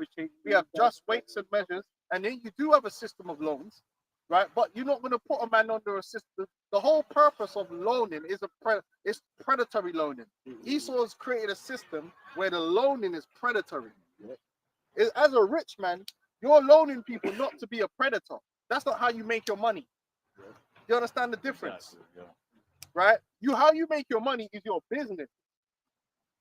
The fact that you built up this wealth, let's say you're an Israelite here. If you're an Israelite and you're in Israel and you built up a whole bunch of money, it wasn't so then you can basically become a loan shark here and predatorially just, okay, all right, this guy's going to need money, so I'm going to give him 50% interest and I'll just grind him down into the ground and then take everything he has anyway. That's predatory. What you're meant to be is, I've got so much, man. Listen, you need help to build yourself up and to become strong as well. That's why I'm giving you this loan. The loan is to help your brother be strong because you understand that you're stronger together. Yeah. Being strong instead of being predatorial, like I just want everyone to be weak around me and me to be strong. Yeah. And that's a whole different mindset. And the law isn't with that mindset. That's why you have the year of the Jubilee, where you can forgive debts. Even when you put someone into slavery, after you release them out of slavery, you give them substance. Why are you doing that? You're doing that so that they don't have to go back into slavery. Because the reality is, there's enough. You have what I have. Because cattle breed, multiply. You've got enough between you. So give man. Esau society is all about making other people dependent. It's an oppressive society from the very beginning because it's all based upon the super elite rich making everybody dependent on them and enslaved. So, for instance, when they released Jake out of slavery, you can't just have someone on a plantation and for years, like they've just been there forever. They're born on this plantation. They don't even know how to do nothing but be whatever you've made them, and then say, "Oh, you free." Yeah. Hit the road, Jack. Yeah. Man's gonna die. Yeah. You're gonna die. There was the last part of them that I went back, like, bro, I ain't got nothing. This is wait. But this is the thing. So what ended up happening was the very same people that you've now freed off the plantation, because you've not given them nothing to really be them to be like on their own, they have to come back to you because you have the whole system. So they can't survive outside the system. They got to come back into the system. Now they're wage slaves. Blueprint of slavery to this day. And you keep them dependent. Yeah. There was a movie that The Rock made. one of the first films, The Rundown is called. And in the movie, you got is it Christopher Walken? Christopher Walken, that guy's name is.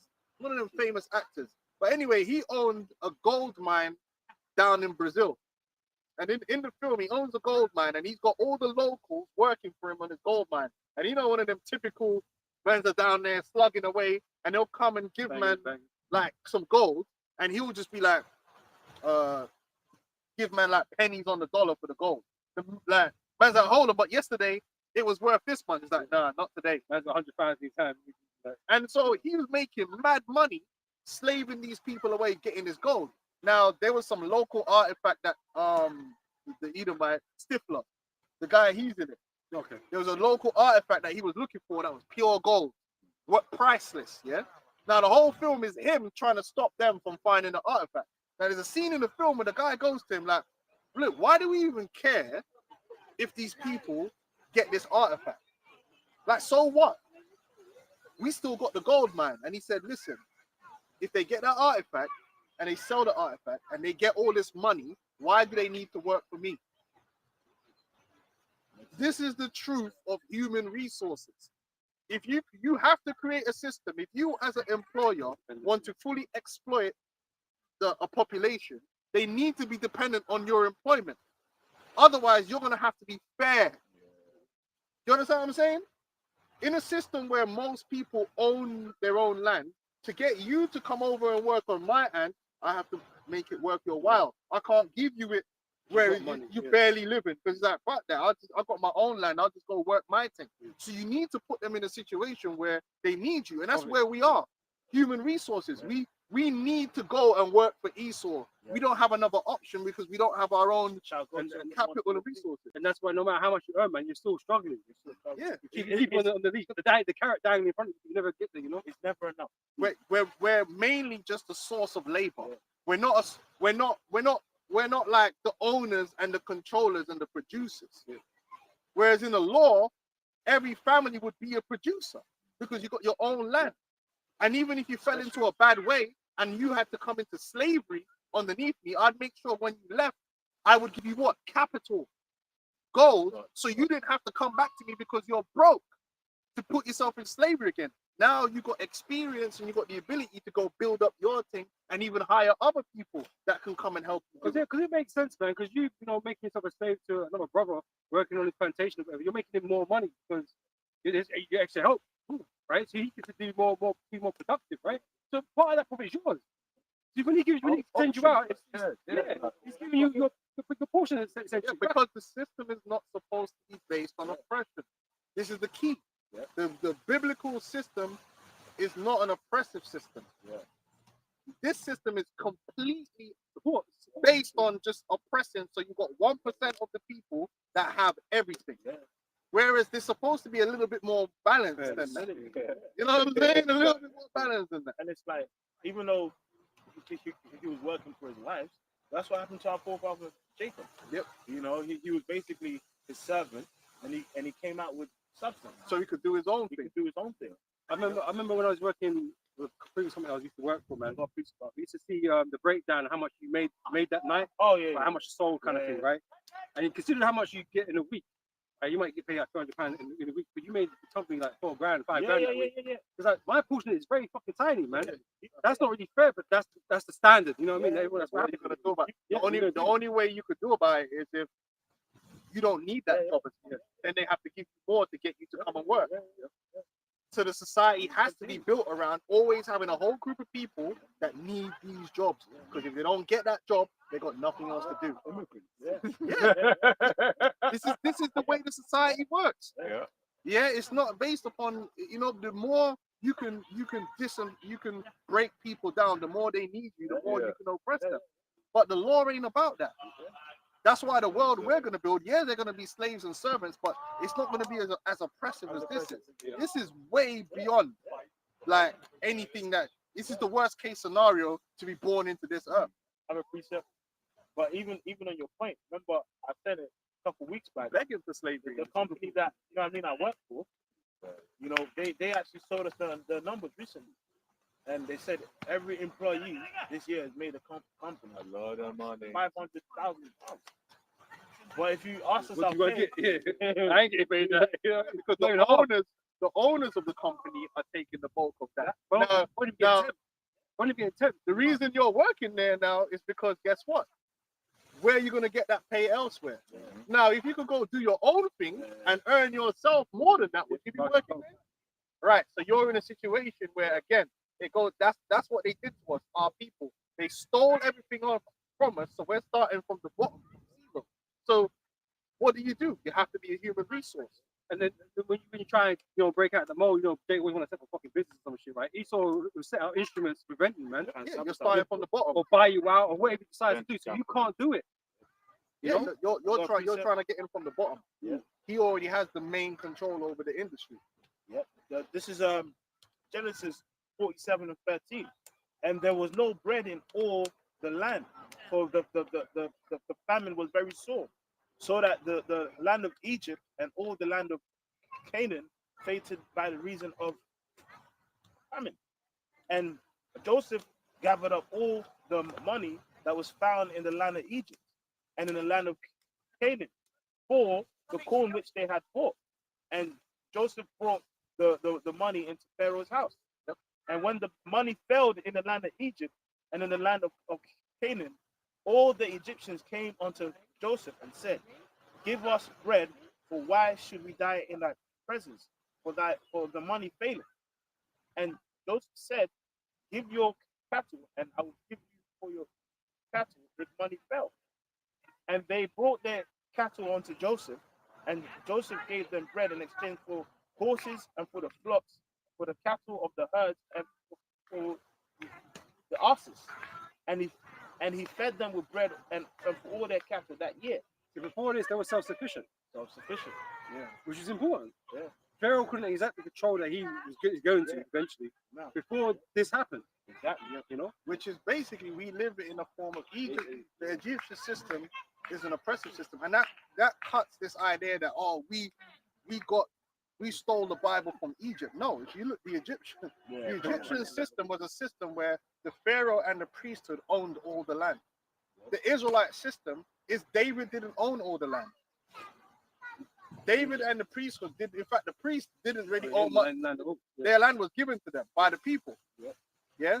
Our system was a system, a perfect societal system. It avoids the more you study our economic system, it's beautiful because it avoids oppression. Yeah. It avoids one man becoming just Well, and crushing everyone. Because everyone, you're always gonna have people that's gonna have a bit more or a bit less, but it's not gonna be like a 1% thing and a 99%, which is what you have in this society.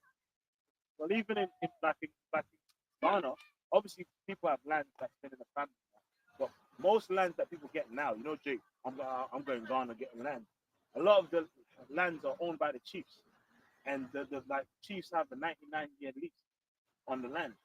So it's like obviously people by then will be obviously dead or whatever.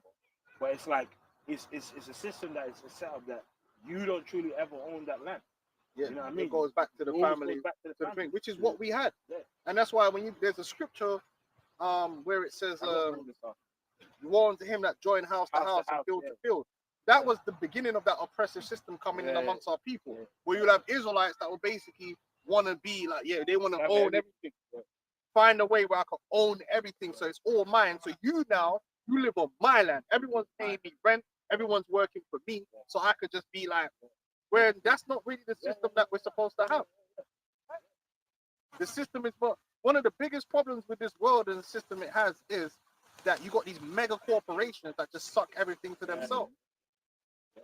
Mega corporations, and it's not really supposed to be like that, man. Because those mega corporations are basically funneling all the wealth to a very small group of people. And this is the root of the issue. Yeah. Which is why the scripture says when the wicked are in the first, the people mourn. Because yes, you're supposed to have. Not everyone's going to be equal. That's foolishness. Yeah, it's never. But the level of inequality is not supposed to get to the level where it's at now, where you got people in shanty towns, and then you got dudes that are like quadruple trillionaires got so much money they don't even know what to do with it. Bro, it's impossible to spend their money. We got elites that got more money than the certain kings, and you know what I mean. They even fucking got multiple palaces. It's the same. Like, you know, what for? And then you could never catch up. Then you could never catch up. So you're in a rat race, and so you're always going to be oppressed. But they got the control. But the Bible fixes that, because even when the even get their own lands back, how do you think the lands are going to be distributed? The way the land's supposed to be distributed. Big families, get bigger, and those lands are going to be theirs in their lineage forever. Exactly. That's how it's supposed to be. But in the UK, how is it? Most people are struggling to even get a house, let alone the land. We're in a situation now in the UK that the younger generation, will never own a house. They don't even think that's it. It's done. Right. The generation where a man could earn money and buy a house is done. That's when you could, when like what's the average house price in London now? 5, 6, 7, 8. And what's the average salary? Oh, like 35, 8. And that's skewed by the higher earners. Yeah, that's the few higher earners. Yeah. So I can imagine. So then, how are you gonna pay for a house? That's why most people who are from London, who live there long, are moving out. And is a house a means of production? They got no choice. That's a question for you. Is a house a means of production? No, it's just somewhere for you to live. In the scriptures, you had land, and so then on that land, you can have resources. So you could produce food, or you can use the wood on your land to produce furniture. Even if you wanted to, like, you Or know, you got oil. even if you wanted to, like, you know, cook from your house, you have to get ESO's license to do that. And ESO's still taking money off for doing that. So You know, but that's your house. only having a piece of land and if you're lucky, a small little garden that you can't really produce from, you're still really just only going to be what? A human resource. You're not a producer. Oh, you know what I mean? For Jake to try to build a bro. Yeah, you know, niggas. Down upstairs. Yeah, I suppose that's one form of producing. But look how different that is to the world that we That's were. illegal. It's not illegal, but in the scripture, it's legal to grow. Like, you know what I'm saying? But Esau's like, you can't do that. Can't do that. Can't do that. So then basically, this is why you're trapped in the whole idea of being a human resource. Because you don't have land for your own production purposes. Man. Even if you wanted to set up a factory, you don't even have the land to do it. You don't have the land, you don't have the network, You don't have nothing. you don't have the capital to even start. You don't have the permission. That's why all these people put their money into getting a degree to become a human resource. Yeah. That's why. The real elites, they might have degrees, but they don't need degrees. They have the land and the capital. Yeah. So they could do whatever they want. When you got land and capital, that's freedom. If you don't have land and capital, you got to work for the people that have land and capital. That's how the game is. I got more, and it says, and he fed them with bread for all their cattle that year. When that year was ended, they came unto him the second year and said unto him, we will not hide it from my Lord, how that our money is spent. My Lord also have our herds of cattle, and there is not aught left in the sight of my Lord but our bodies and our lands. Wherefore shall we die before thine eyes, both we and our land? Buy us and our land for bread, and we and thy land will be for servants unto Pharaoh. And give us seed that we may live and not die, and the land be not desolate. So they became dependent on the Pharaoh, on the system. I was gonna say this because they oppress us to the point where you don't have anything. Yeah. You don't own anything. You don't own the house you live in. You don't own the land. You don't own the car. Yeah. Really. Because even you can look at your documents for your B5C or whatever. Yeah. This is not proof of ownership. So where is my proof of ownership? Because you park on council property or whatever. You know they can clamp your car, take your car away, cost your car. So you don't pay your car tax. Yeah. It cost your car. Yeah. You don't own them. You have no rights to anything. Yeah. You know. And I want you to read this quickly. Yeah, and that means we're not free. Yeah. And that's why we keep telling Jake, but Jake think because they got a good job or they run a little tiny business that you're free. No, as a people, we're not free because we don't own and control nothing. We don't own and control nothing, man. You don't own and control nothing, man. You have kids, you're trying to get them a job. You know what I'm saying? We don't own and control. Like when the Lord brought us out of Egypt, He brought us into freedom. Thank you. We came out of Egypt with capital. Yeah. We came out of Egypt with slaves because we had the mixed multitude. Gold. We came out with the cattle. Yeah. Yeah, and then what did the Lord give us after that? Land. Land, yeah. And then what else did we have? A military. Yeah, that We had everything you need as a people to Yeah, actually independent be free. system. that starts. When Ben and Lincoln did what he did, what did you, Jake, actually get out of it? No. Is you free? No, you're not free. You're still relying on Esau's military. You're relying on Esau's industries. Yep. Right? He made sure he never gave you no 40 acres and a mule. The sharecropping era was a joke because they lent. It was all by debt. Yeah, Go back there. That's yeah. And the And borrower like- borrower is servant to the lender. yeah, that, So nothing changed. The It's same all thing same. happened in Brazil. That's why even to this day in Brazil, right, the super rich people in Brazil are the children of yeah. either the conquistadors. No, not Spanish. It's Portuguese. The children of the Portuguese invaders, or they're other Edomites that came in later. They're not actually natives. The natives still live at the bottom of Brazil. The same people that were on the plantations are the same people that are in the favelas. This is a fact. It's true. They're not free. They've just been incorporated into an economic system that still oppressively keeps them in the same servile position that they've always been in. And you look at their condition, how the fuck is it to work out of that? No, it's rigged. It's mad. The system is rigged against them. The system is rigged. UK is rigged. The rich get richer and the poor get poorer. Yeah. It's a rigged system. Wealth is transferred, man. Like, know what I mean? Like, after so-called slavery ended, you know what I mean? Like, that wealth built many public businesses, churches. You know what I mean? Foundations. Yeah. And remember, like, you know, like a lot of the slaves, or all the slaves and all this shipping stuff, they had insurance. Yep. So where did that Money for insurance. Yeah. capital go? It went to family. It And went what, to family. you know, one thing you realize, it's like, for instance, yeah, Even the Jake, Church of England. yeah, the Church of The England. Church of England. But Jake identify individuals because we live in an individual type of way. Yeah. So we might have a Jake, and individually you think he has money. If you want to understand the world and how it works, you got to look at families.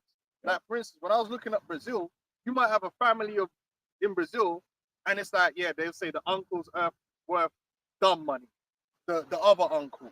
Then there's like 7 brothers, and they're all worth and that's how it works. They're like a family of network of a family. But if you put all their wealth and their assets together, yeah, they're running things. Yeah. So it's not just one of them. They run it as a family. Process. Yeah. And that's really how the world is being run. The world is really being run by a bunch of interconnected, super rich families that are oppressing everyone else. And then now and again, they pick someone to be like a middleman. And as a middleman, you'll get money out of that. But you're not got nothing like what they've got. They'll make sure of it. And that's how the UK is, France is like that, America's like that. Everywhere. Yeah, That's why all these top politicians, they're mostly rich. the old money with Yeah, them. yeah. They're mostly rich guys, Yeah. man.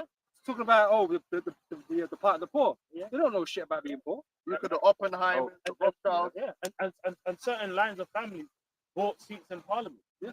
So it's just Like, why the fuck's Trump in office, Yeah. man? He's no politician. remember, You know. even the former prime minister of UK, David Cameron, had to apologize for slavery. You know what I mean? Because guess what? His family and stuff still Yeah, owns they- land, plantations. And he's trying to squeeze it in like that. No, it's still in your family name. In your line, yeah. It's still in your line. Or the treasure of the wickedness in the possession. Yeah. You still got all of that, man. You still we get rich off it. Even now.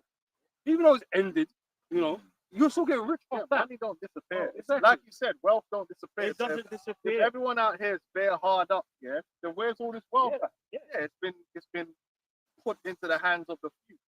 You know, No, it's a London man. Insurance but, company. but people disrespect the Bible. But the Bible really, if you look at the way the works, it's not it's just. You know, yeah, there's slavery in there, but even the slavery is just. So read this. It's Micah 2 verse 1. It says, woe to them that devise iniquity and work evil upon their beds. When the morning is light, they practice it because it's in the power of their hand. And they covet fields. Esau has this power right now, right? And he lusts after everybody's possessions. They create a system of taxation that benefits the rich and keeps the poor in their place. This taxation system it taxes us more than them. Yeah. That's why they continue to grow in wealth. Yep. And then the government borrows money. Who do you think the government borrows money from? The rich. So they say, oh, but the rich get taxed. Yeah, but the taxes are going to pay the rich. But is it as a percentage taxing someone 20 or 40% or someone that earns 35, 60 grand or whatever? It's nothing compared to taxing 20% or someone that owns fucking billions. And You know what I mean? And they get around all them taxes. Yeah. All the time. The whole system is just rigged and designed to squeeze the people more and more down into the dirt. That's how it is, man. Yeah. And now David weren't doing that. David was the king and he'd take his piece.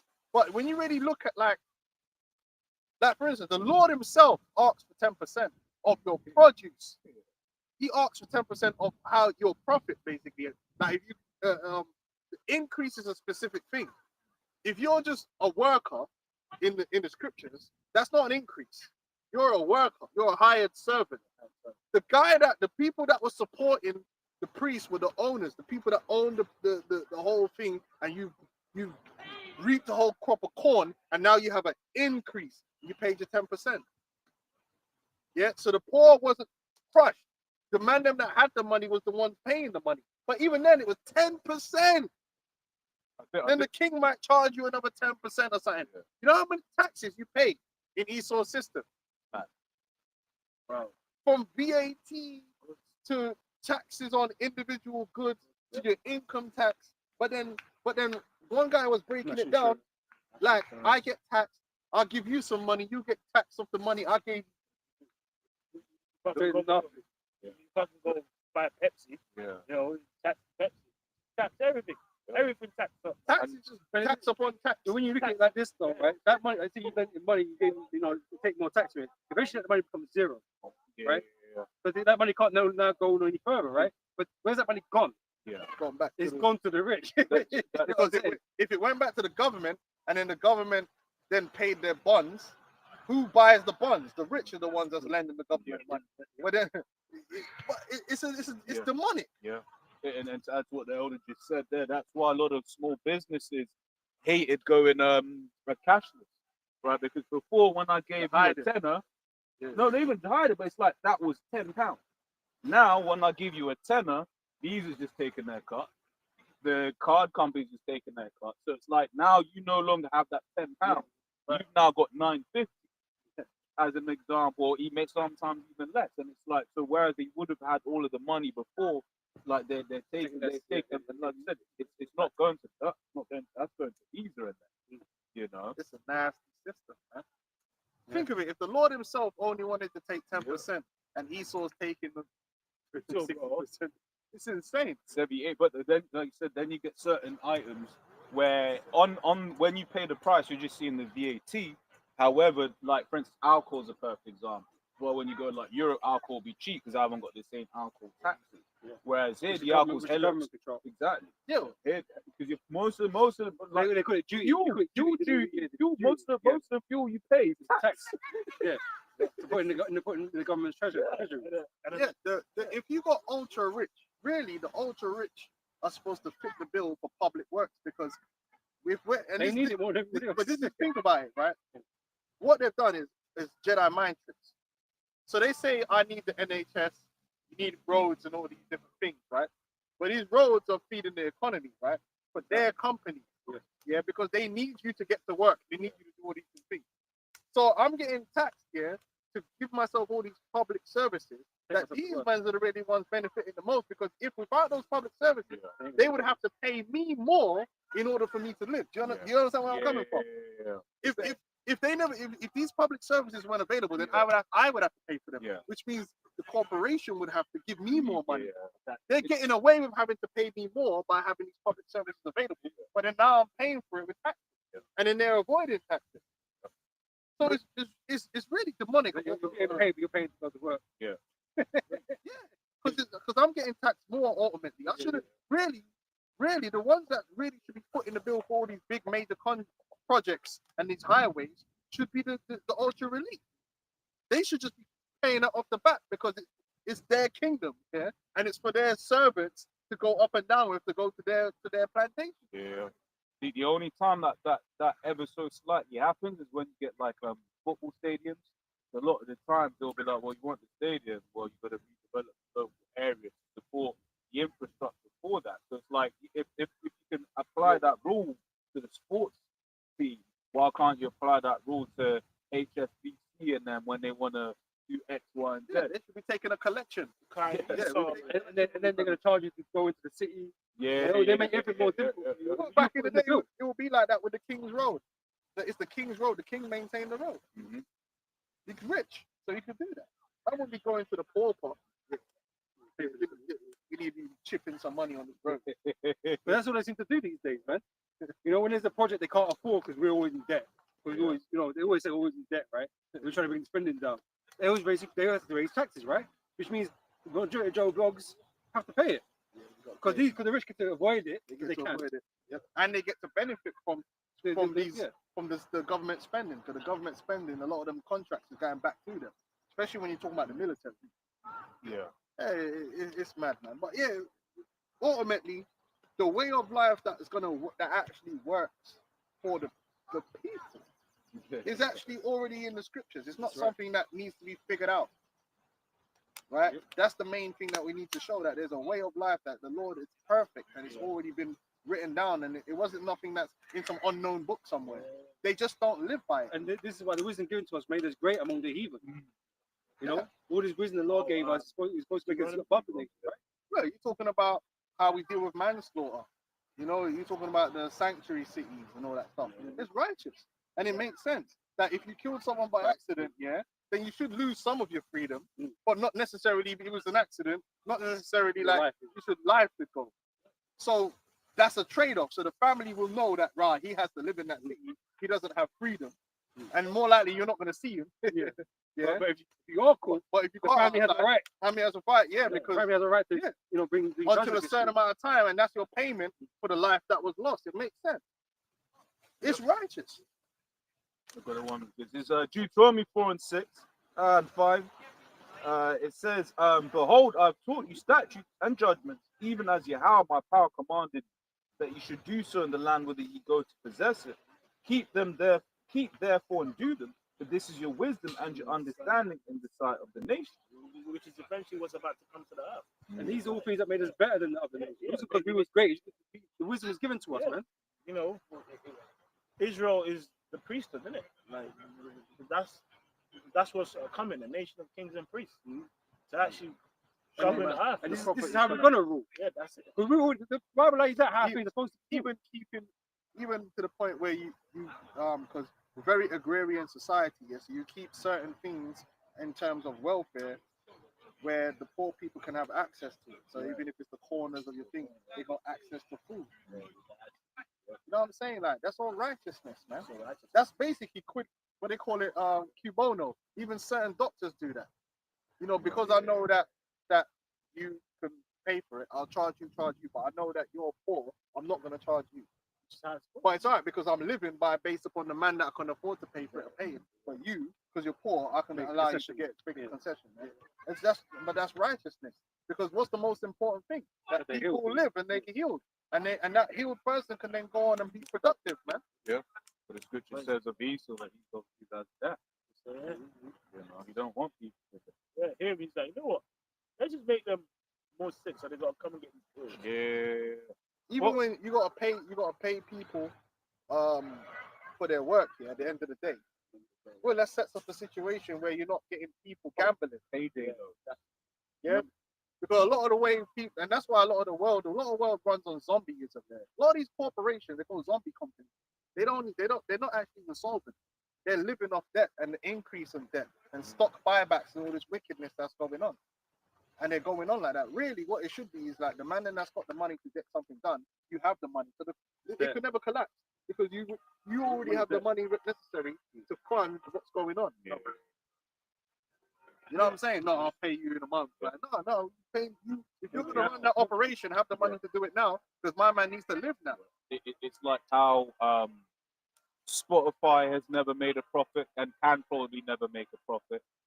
Netflix, I don't think, has ever made a profit. Uber's never made a profit. But these are $1 billion companies. Look at Tesla. Yep. Yeah. All this fake all this fake value that's going around that's not even real, it's just fabricated. Money that's been fabricated, and value that's been fabricated. No, it's supposed to be just weights and just balances, man. And that's what we're gonna bring it back to. A lot of Esau's world is smoke and mirrors, and it's so that they can ultimately rob people, Yeah. and manipulate people. But the law, the more you go into it, man, there's so much about it, even economically. And like I said, one of the core things is land ownership. That's one of the biggest problems throughout the world is the land is not distributed correctly, and that's a big problem. Land ownership and just weights and balances fixes a whole lot of BS that's happening in the world, man. Yep. That fractional reserve banking system, Fucking witchcraft. Yeah.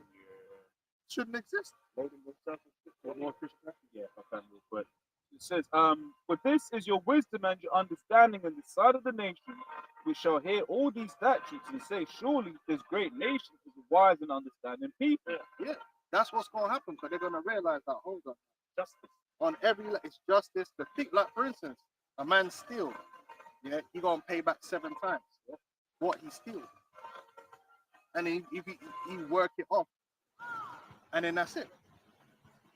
It's righteousness. It makes sense how you deal with that, right? It talks about defraud not your neighbor, so you're not allowed to do false advertisement. That's dealt with in the law. There should be no false advertisement anyway. But that's lying and that's fraud.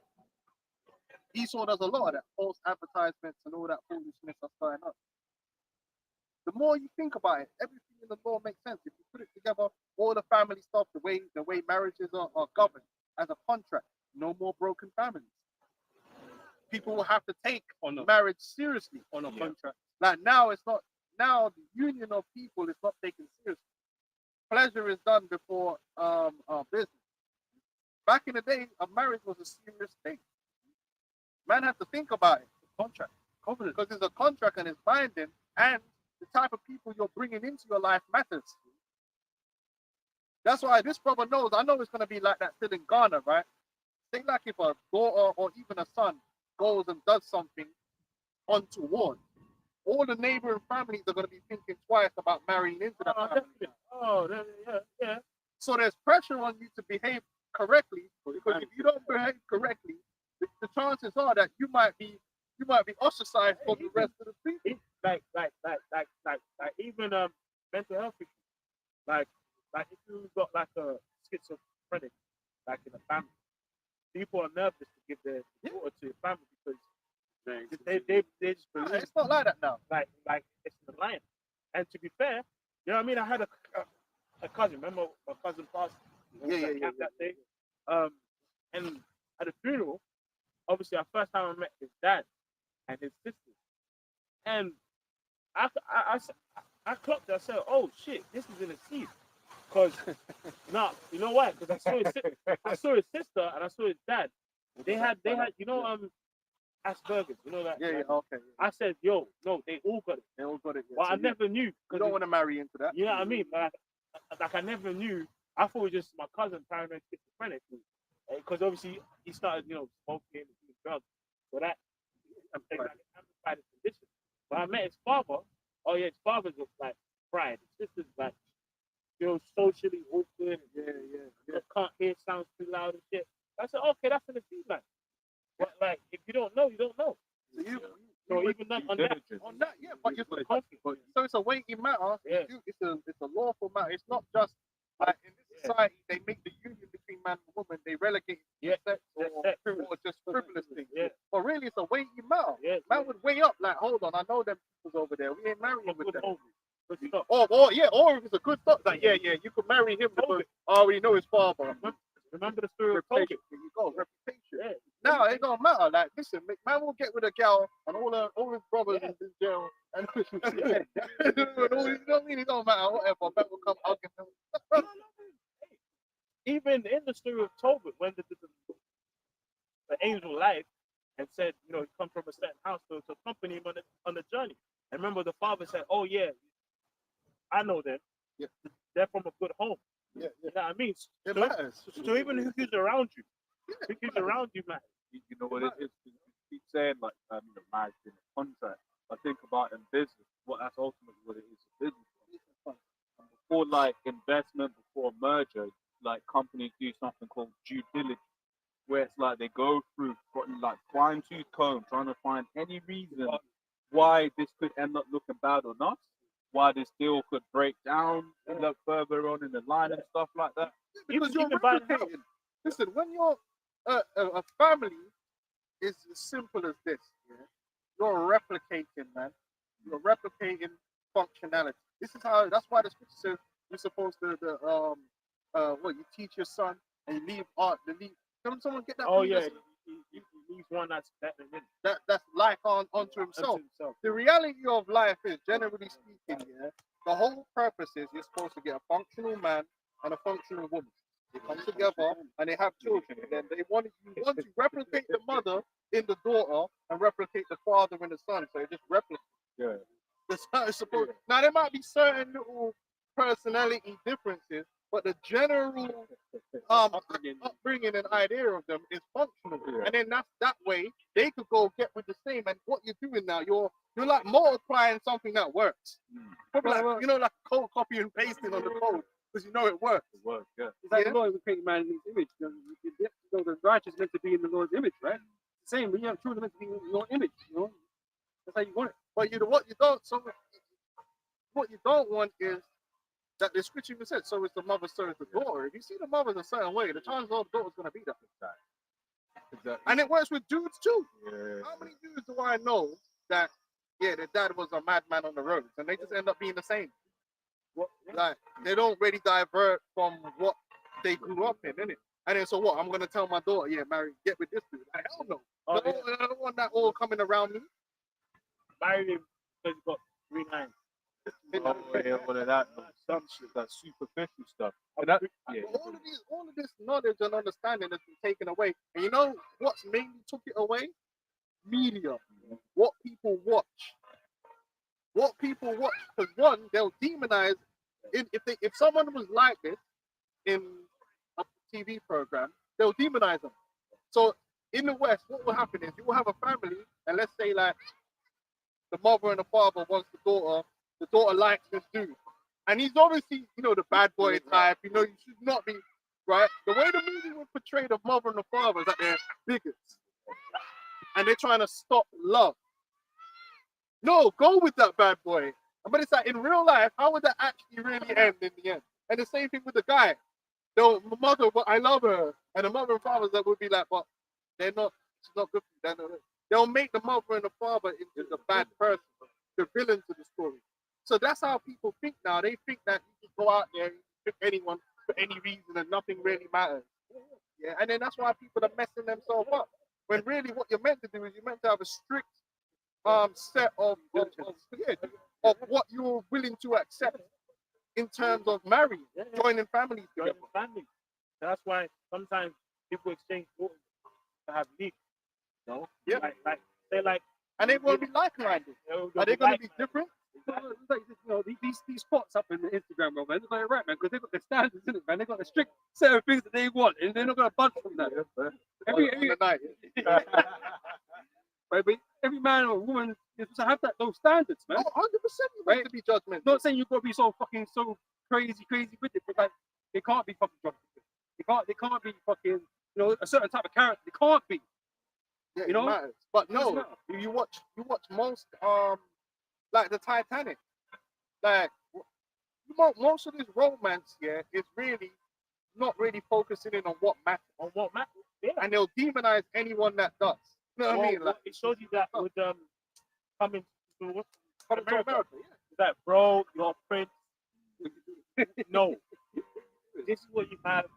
This is your class, your level. You know what I mean? That's how it's supposed to be. Yeah. And then there's so many programs where the woman, when you really, as an adult, like Twilight, my daughter like watching that Twilight thing. So I said, sometimes you gotta have this little father-daughter bonding thing. And I started watching the Twilight, and I said, oh my God, this is one of the most toxic things I've ever seen in my life. The relationship is basically based upon he wanted to kill her. Like, if you actually watch it, there's no reason. He doesn't love her. Yeah, he wants to kill her.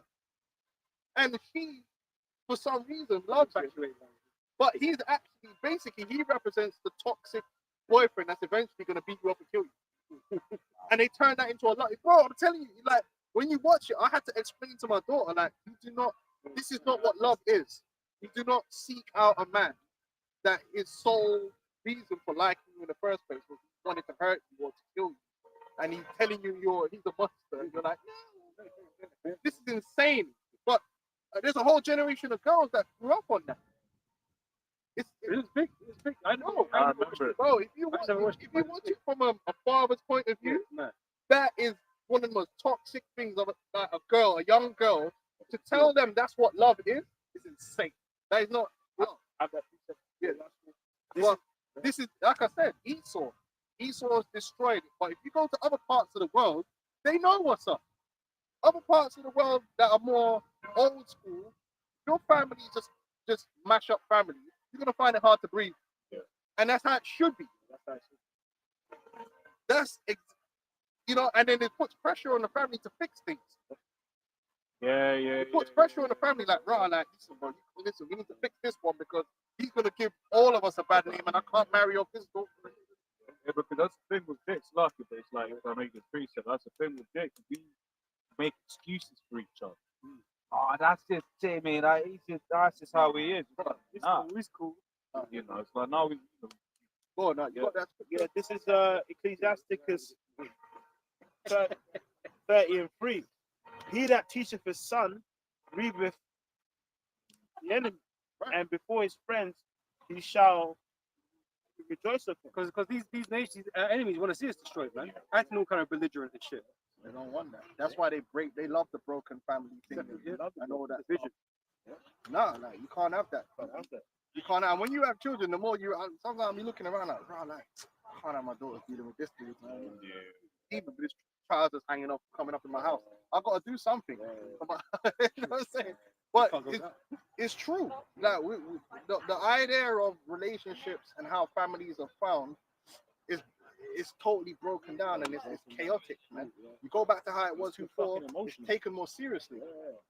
Like, but now, like I said, they made all these media things where they put these feelings over what's functional, what matters, and in the end, you pay for it. In the end, you pay for it because you can see, as an adult, you can see it coming a mile away. Like, they ain't gonna work out. There's red flags all over this girl. Or It's like give me your daughter to a drunk. yeah, how's that gonna work? No, but he cool, he's funny. Yeah, nice eye, green. He's 6'2". Yeah, backflips on Sundays. Oh, the scripture says, give it. It's a weighty matter. Give it to a man of understanding, man. But I'm saying all this philosophy, all this wine that they're pushing at you, man. Like, if we're supposed to be learning so much more about love and all this stuff, because this is romance, this is Roman, all that shit, right? Why is it more divorces? Why is man and women fighting now? You know what I mean? That don't make no sense. That's not progressive. Yep. As much as we talk about being progressive, to be honest with you, cultural differences matter. I tell you all the time, bro. The cultural differences only don't matter when you get in that fresh food tank. But if you grew up a certain way, the best woman to get with is a woman that's like your mother. Or very similar, because you're gonna get the food that you want the way you like it, and things are done the way you want it to be done. The minute you start crossing over, you start overlooking things like, oh, they don't matter that they don't do this and they don't do that. Yeah, 5 years down the line, you're gonna be angry about it. Especially if they now can't change, because they can't change. They've been a certain way for so long that they're not gonna want to change because they have their way. It's the same with the women, the daughters, right? Find someone like their father, because obviously their father, protected them and all this kind of stuff, helped raise them. You can't. Another good point I'll make. It's not your job to raise someone. Yeah. Then that's one of the biggest. That's one of the biggest things. It was someone's parents' job to raise them, and then you get with them, and you're only meant to add little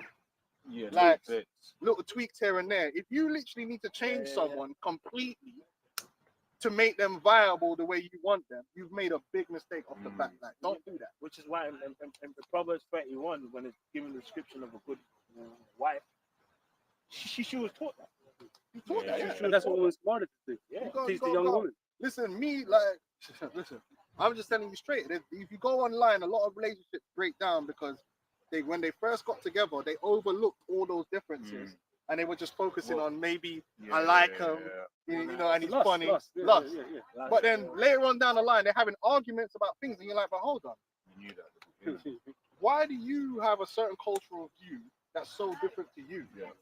Yeah, that's because you were always two different people. But when you were getting that fresh banana, it didn't matter. Now it matters that you don't want to beat the kids. Because relationships not all about having fun. You know what I mean? After Fun at the beginning, but it's starting to get serious though, After isn't a it? while, Work. it comes down to cold, hard functionality. Yeah. And at the end of the day, like me, I grew up of an old school West Indian way of life in the home. And I have a lot of problems now because my woman didn't. Yeah. And it shit annoys me because I grew up with most of my life, my mom doing things a particular way, doing this that way, and she didn't. And it causes problems because I'm like, because I never just, it just clicked in my head. It's my fault. Because if that meant that much to me, then you should choose the person that's like that in the first place. Yeah, so if you want things cooked a certain way, get a woman that already does that. Don't get with a woman that don't cook. Like you go to a house, her mom don't cook, no one Bro. cooks, yeah. There's like, And you love food. like even I was saying it to someone the other day. I was like, bro, there are women married just because they got an ass. Yeah. That's it. They got ass. They're married. Nothing else. One aesthetic creature. No, you don't even know. Yeah. Her But it don't fucking man. last long, bro. After a while, I promise you, Yeah. when you go into the workplace and next man are bringing up food from home, and it's what you normally know you like to eat, and you ain't got nothing good, yeah? Or you know, when you go, this how most men live, that you know that when you go home, you're not going to enjoy what's there. You need to go and buy something or go to your, you know how many men still have to go to their mom's yard to get a plate of food that they like? Bro, don't do it to yourself, because after a while, that shit, resentment builds. The cultures exist. Sure, you also know that same concept in the Caribbean culture of like still man through food. Yeah, oh, bro. I mean, bro, you know, like a bird, like a bird might not be attractive, but she knows how to cook. Bro, it's real stuff, Oh, but these are the stuff that you're not taught because the TV doesn't Rugby's teach over you there. that. The TV doesn't teach you that. Listen, and so when you're a young man, you're not thinking about these things. All you're thinking about, oh, she's cute, and you got the panache. Whereas my grandmother, they're hella judgmental. But there was, you know, that's what. Yeah. Listen, bro. You bring a girl home to them old school moms, and she don't do. She won't even be looking like. Does she go? Does she help? What? No, it's part of the custom. Part of the custom. They're like, well, this ain't no good woman. I don't care how pretty she is. Part of the custom. Because they're looking for certain characteristics that are more Yeah. suited for a long term, Yeah. rather than just a one night. You know? One of my boys, Bengali, innit? Oh, okay. From school, from Bangladesh. And in his culture, it's like the parents move in after a certain age. He's the eldest son. Like he's the eldest son, so the parents move in when, you know, they don't go care. Man, she ain't used to that. Bro. The thing is, he like expected. So I'm just there, like, bro, you got You're problems. gonna have problems, especially because for her that's alien, Yeah. and then she might not accept it, Yeah. and that's gonna cause a problem. Yeah. And then what you're gonna have? They're gonna be like, why? It's Why does true. she have to be there? Why do they But can we get eyes? Have you got sign? I've got the remainder of what Shaq said. Okay, yeah, cool.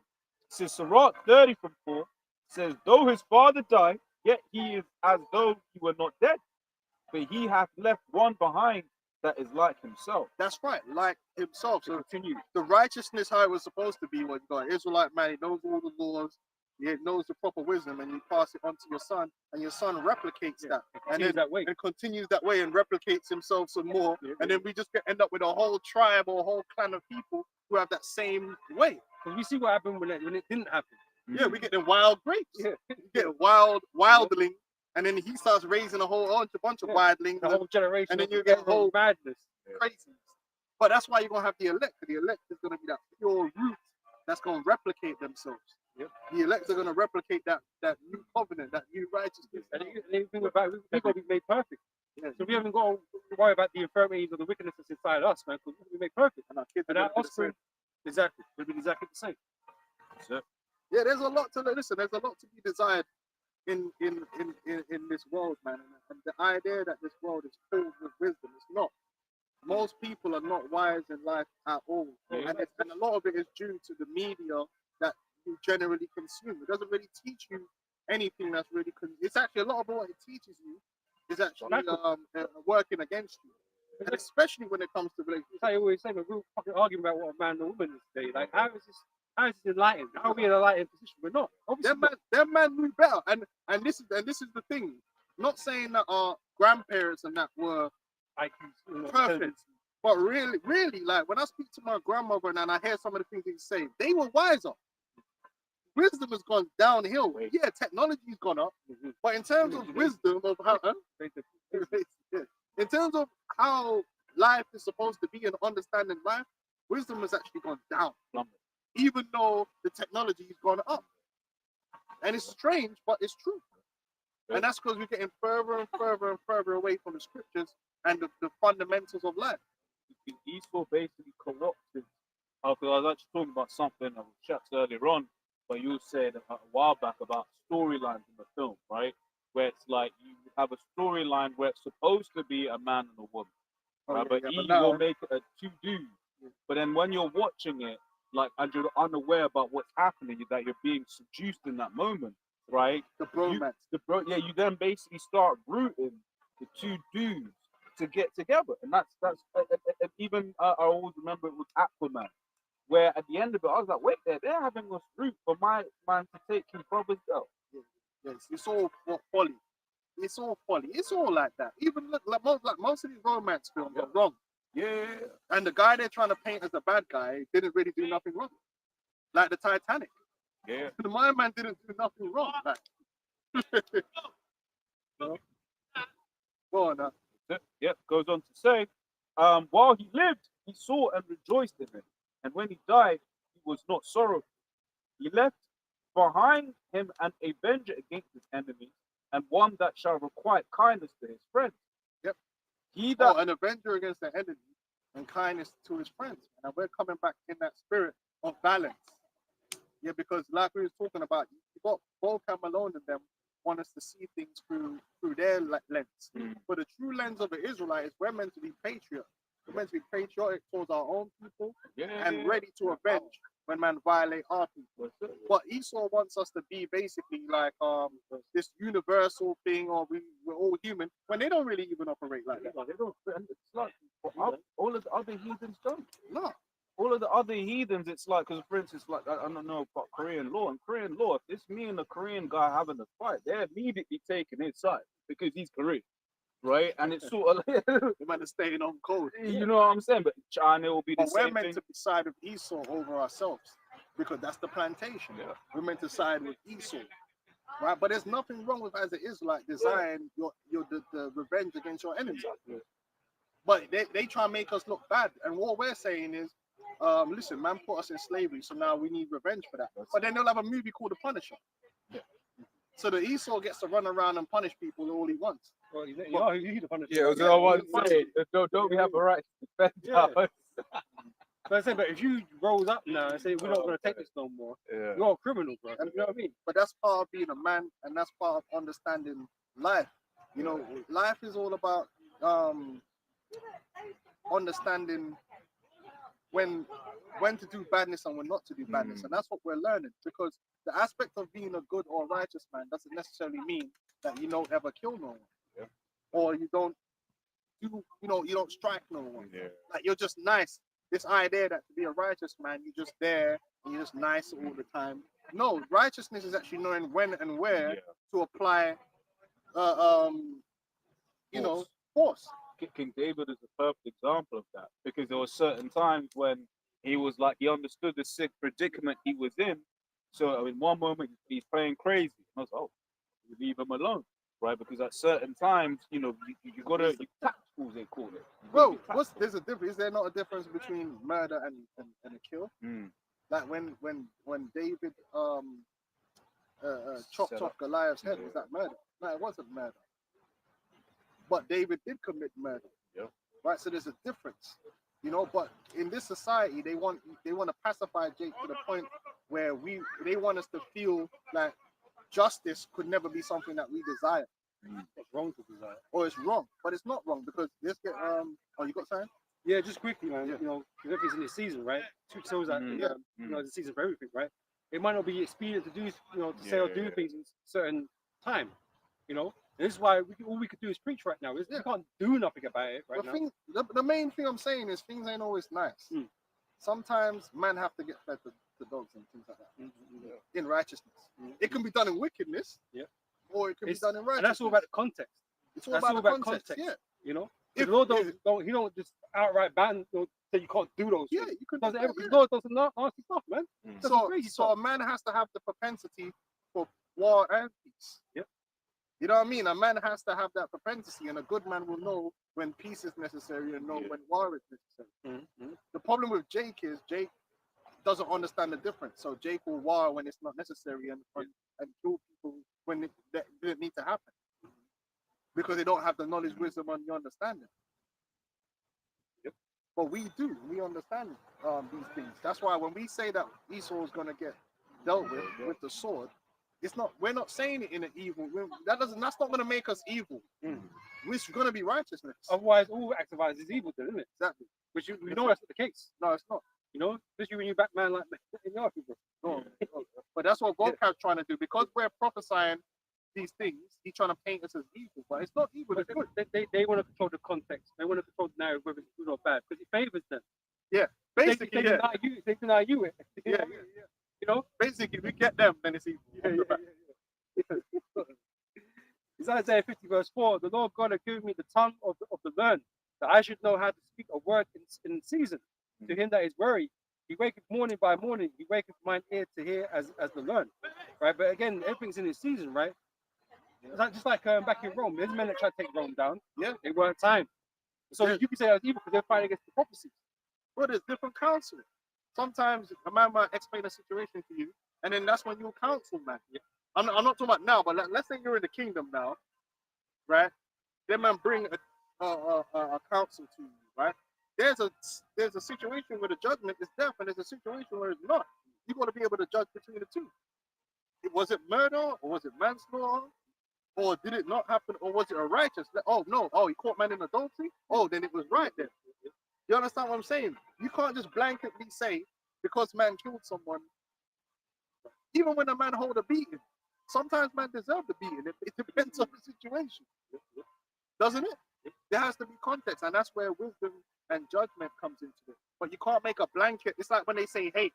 Oh, you just hate, as if there isn't a place for hate. There is. There's a place for hate. There's a place for love. It has to be applied in the correct way, though. The Bible tells you what, love not the world, yeah, neither the things that are in it. So that means you're supposed to hate the world. Was it any evil then, right? Because it's hate. No, because hate doesn't necessarily mean evil. Just like love doesn't necessarily mean good. It depends on how you apply the application. Yeah. And all things are like that. All things is based upon application at their time and their place, whether it be good or evil. Hate the evil, love the good. So you have to measure those things in its context, man. Hey, water could clean you, water could drown you, man. It's different. Go on. What did you want, sorry? I'm done. Oh, you done with that? I was gonna get, I wanted to get Revelations 13 and 9, because it's part of this. It says it's for our patience and our faith. Meaning it's something that we suffer because it's not happening. Because one thing, when you don't receive justice, it is a form of suffering. That's why they speak about closure for the victims of a crime. Because when you've been wronged, and we've all been in that situation. Or you ever been in a situation where you're like, man, I should have, and it burns.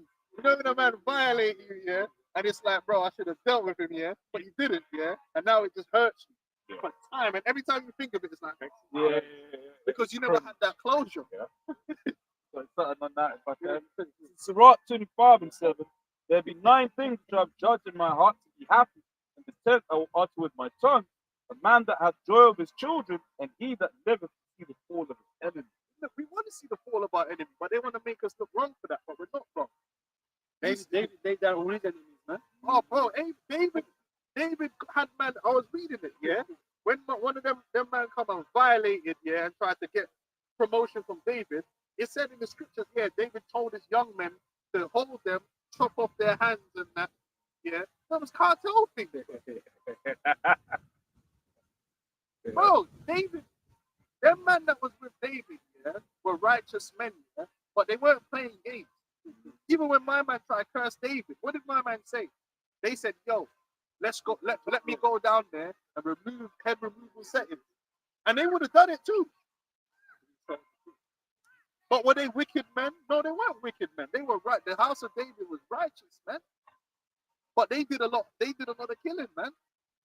Wasn't it David that lined the man up in 2 lines and said this line for dead and this line to stay alive? Those would all be considered war crimes now. David Yeah, and David like a man. a man of the Most High's heart, man. When the Lord never said, "Oh, David, you shouldn't have done that." And once he's done, And then one of the biggest examples, David, you gotta stop this.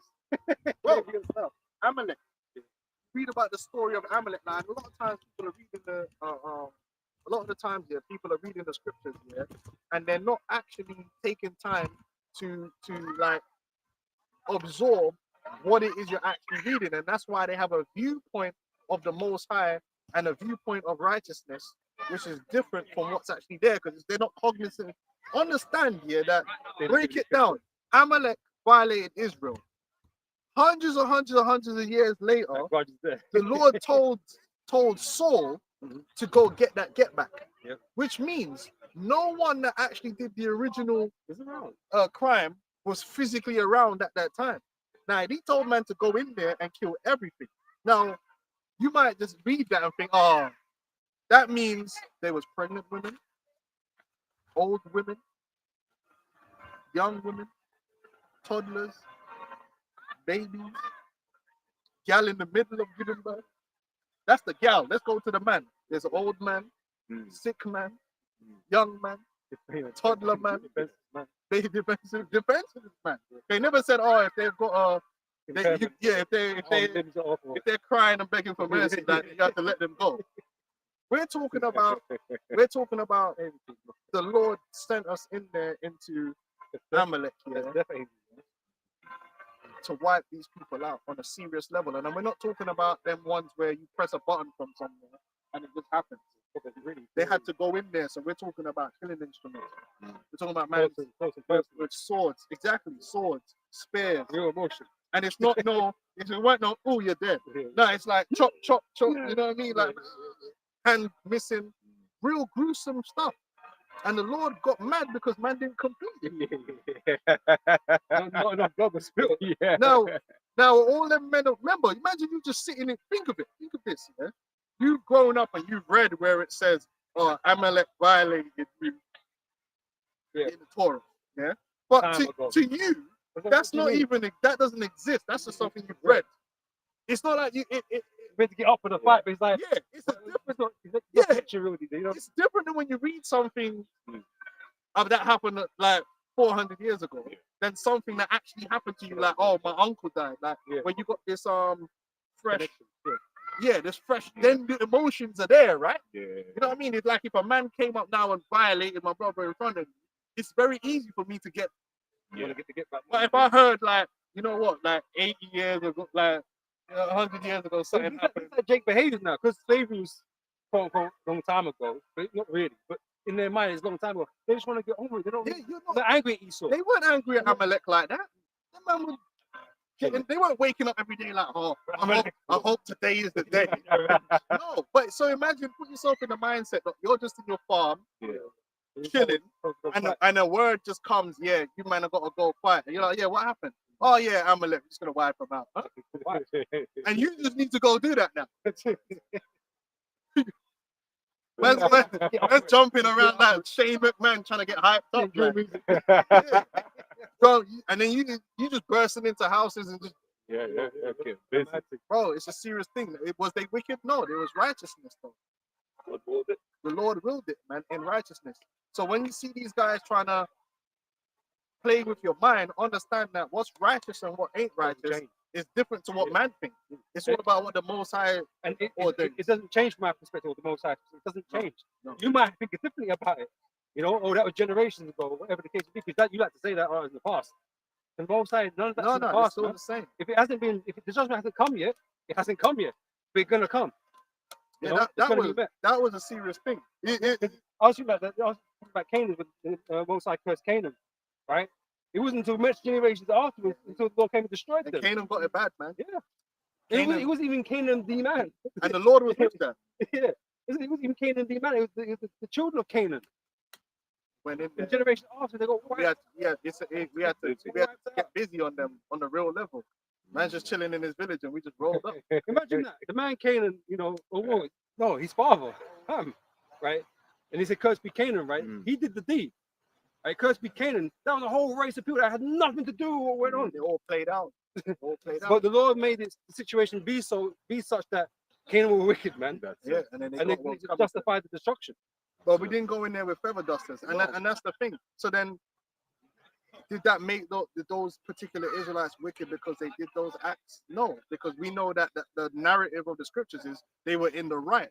So then, when we fast forward to us now, we're superimposing ourselves in because we're in the scriptures from our point of view. Well, let's get Revelations 13 and 9. Yep. And what is the proper perspective that we should have in terms of the scriptures? Are we wrong for desiring the fall of Esau? Are we wrong for desiring his pain and affliction?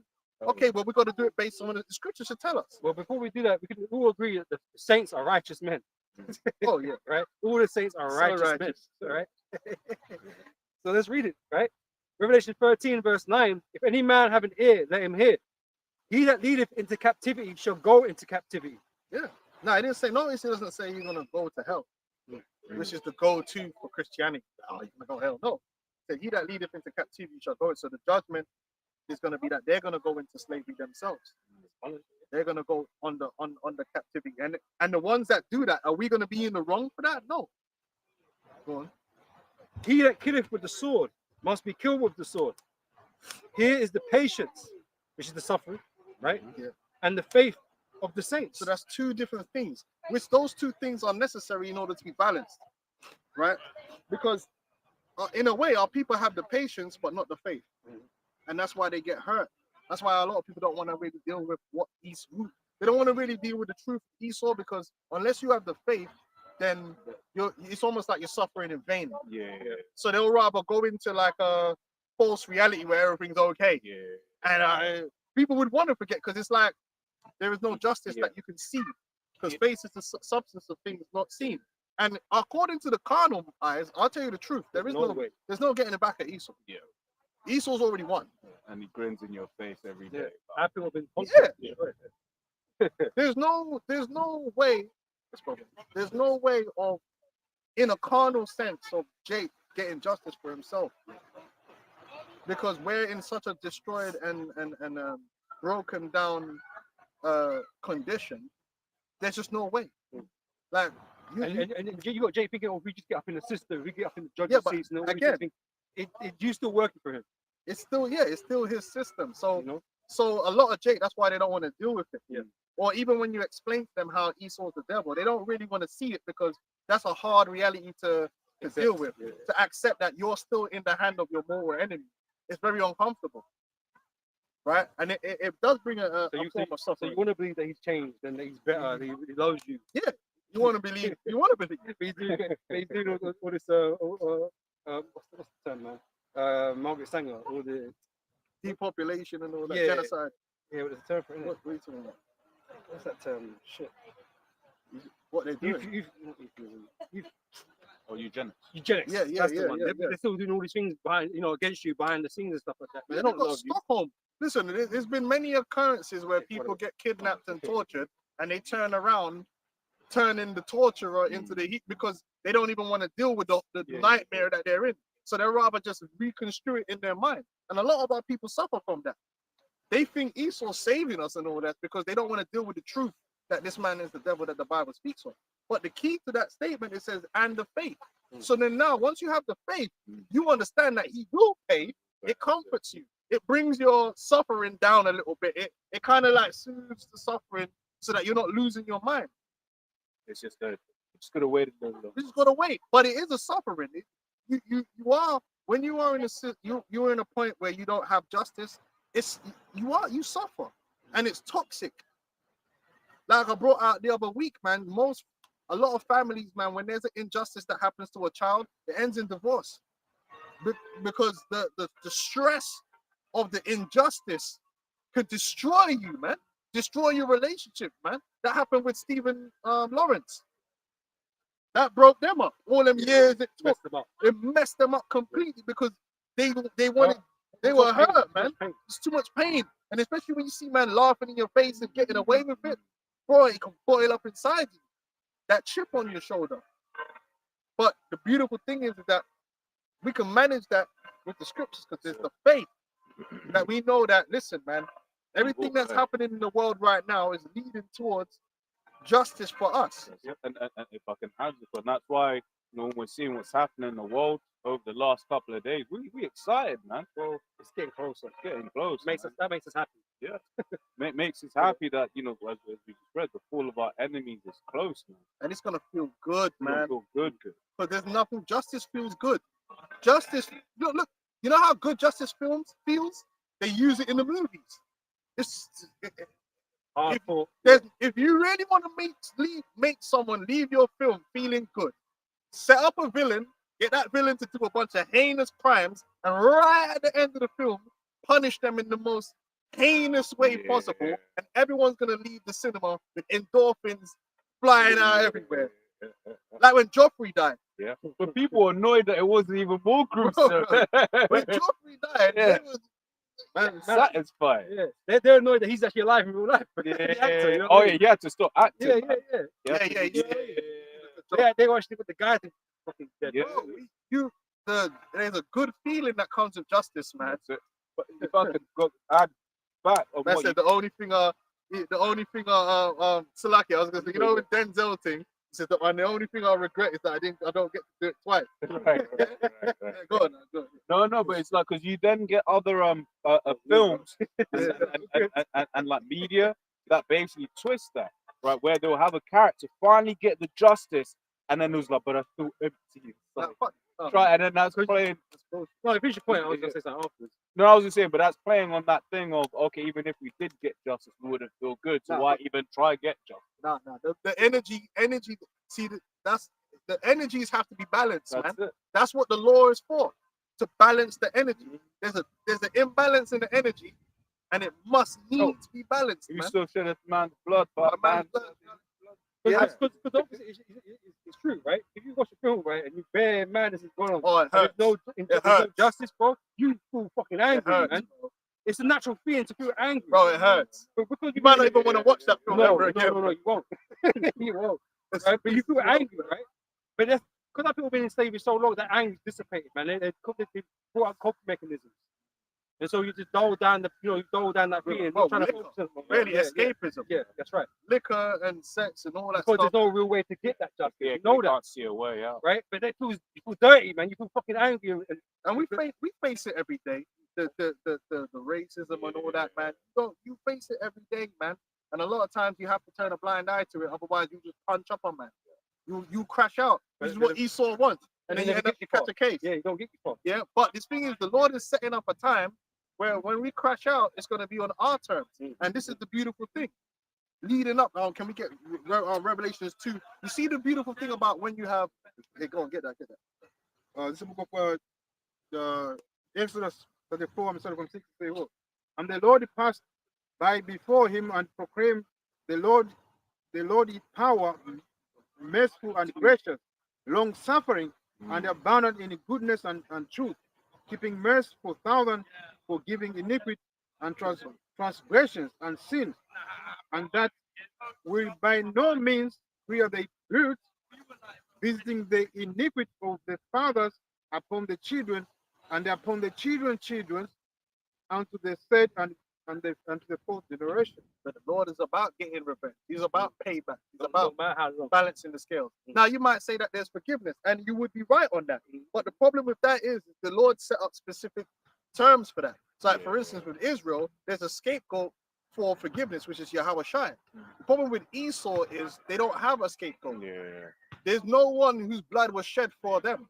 They're gonna have their own blood is gonna have to be shed for their own transgressions. And if I can add as well, Zaquan, we still pay. And we still got something off the back of that. Yeah. So Esau's gonna get it, and what they're trying to do is trying to make us seem evil for even suggesting it. But if you look at the narrative of the Bible, constantly the Lord was allowing us to get revenge on our enemies and in grievous ways. And the same thing, and this is why you're a bit scared, because the same thing's gonna happen to you. Because when we get power over you, the righteousness of what we do is based upon the scriptures and not how you. Because obviously you're gonna make it where we don't do nothing to you. Yeah. Oh, wouldn't that be wrong?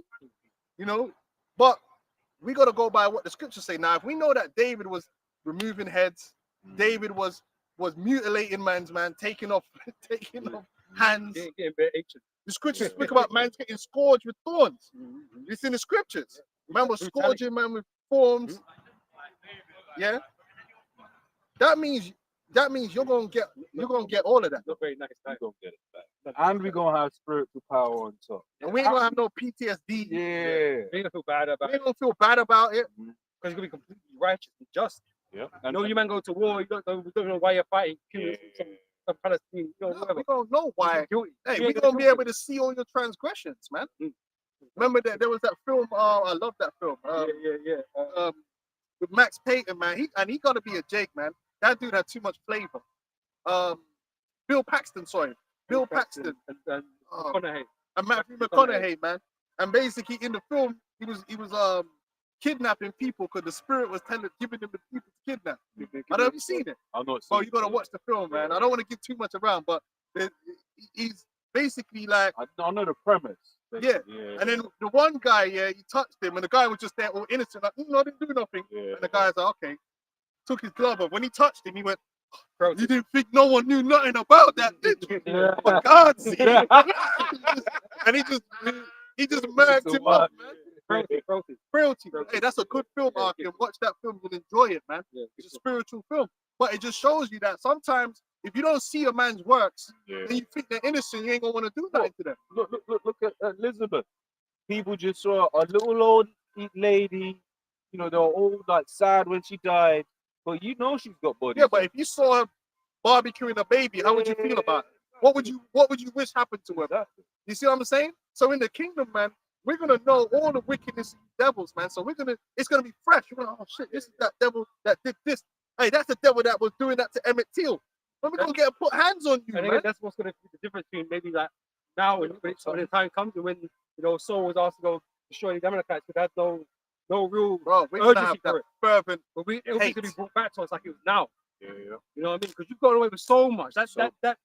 Them things you've done is a fucking long list of things, man.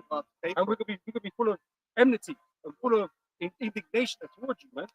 And so we're gonna the Spirit of the Lord upon us. Even when you come back as a baby, man's going, yeah, that's that Yeah, devil that's right there, man.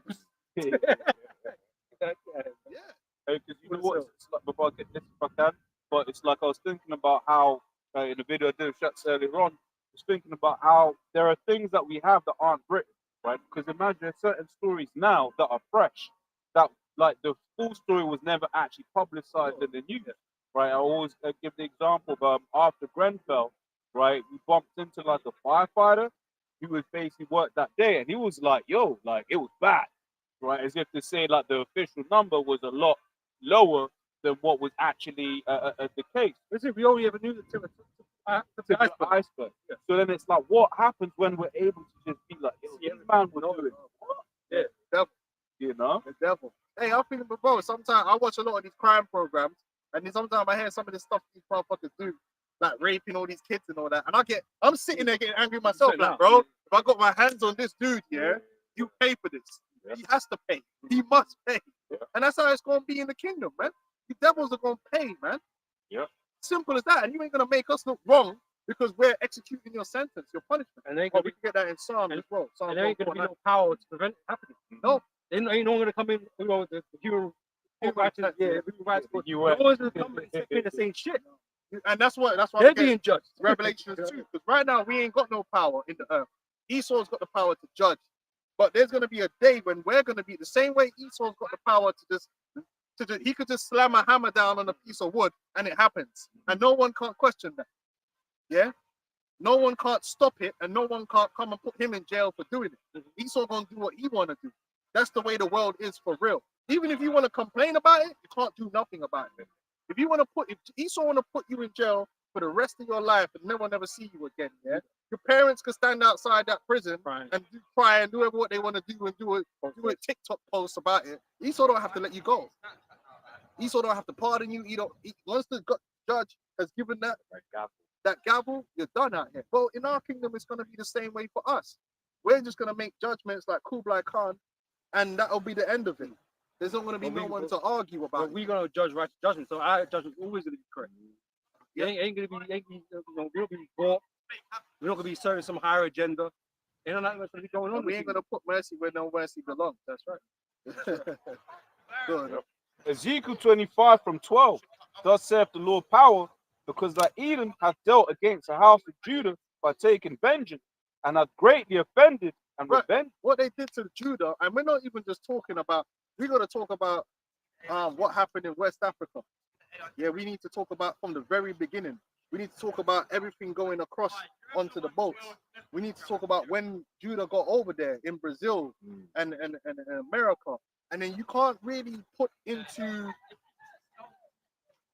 like, you can hear a story, right? You watch like 12 Years a Slave, right? But the human experience cannot be boiled down into a book or a movie, because these are real people. Everyone has their own experience and their own pain. That if you had to experience it all, it'd be overwhelming. Encapsulated. Yeah, it can't be encapsulated into one story. The half, like the brother said, the half has never been told. The terror and the torture that our people, beginning with the tribe of Judah, have experienced under Esau Edom for even just the last 500 years is horrific. Like that. Just living in terror is horrific. Let's say a movie was an hour and a half, 2 hours long. Yeah. And you meant to encapsulate someone who's felt years of suffering and Yeah, pain every and day. fear. How can you encapsulate? Okay, someone gets ripped and you see it, yeah, and then it moves on to the next scene. But that, if in real life, when someone gets ripped like that, they got the pain of, well, they got the terror of before the whipping. They got the terror and the pain during the whipping. They got the pain after the whipping. They got the PTSD. Then you got to talk about the real pain of, say, like the mother or the father. That's real pain. You can't really quantify all of this with a couple slavery movies. Just because you watch Roots, you think you understand the depths of the pain and the anguish that our people experience. It's impossible. What of a movie? No, you have to be there. You have to smell it. The smell. You can't watch a movie and understand the smell of a slave ship, man. This is the thing, like everyone knows, right? When you convert some of these books into movies, yeah, it's not quite the same, Not right? the same. It's not the same content, right? You can't, right? But it's the same. All these stories, you can't encapsulate everybody's story. You can't. You can't, man. It's a lot of pain. He greatly offended against our people. Greatly offended. You know what? You know, even when it's not inflicting pain, the psychological terror to dumb our people down to where we are now, to psychologically break us as a people. Even to be in a psychologically broken state is a greatly offensive, man. When you see Jake all messed up on drugs, because what they don't tell you is a big part of why Jake is so given onto alcoholism and drugs is because of the psychological torture that generation that Jake go through, where that drugs becomes an escapism. You understand what I'm saying? It didn't just happen when man was in West Africa chilling and weren't put into them conditions. Man was just walking around drunk and out of their minds.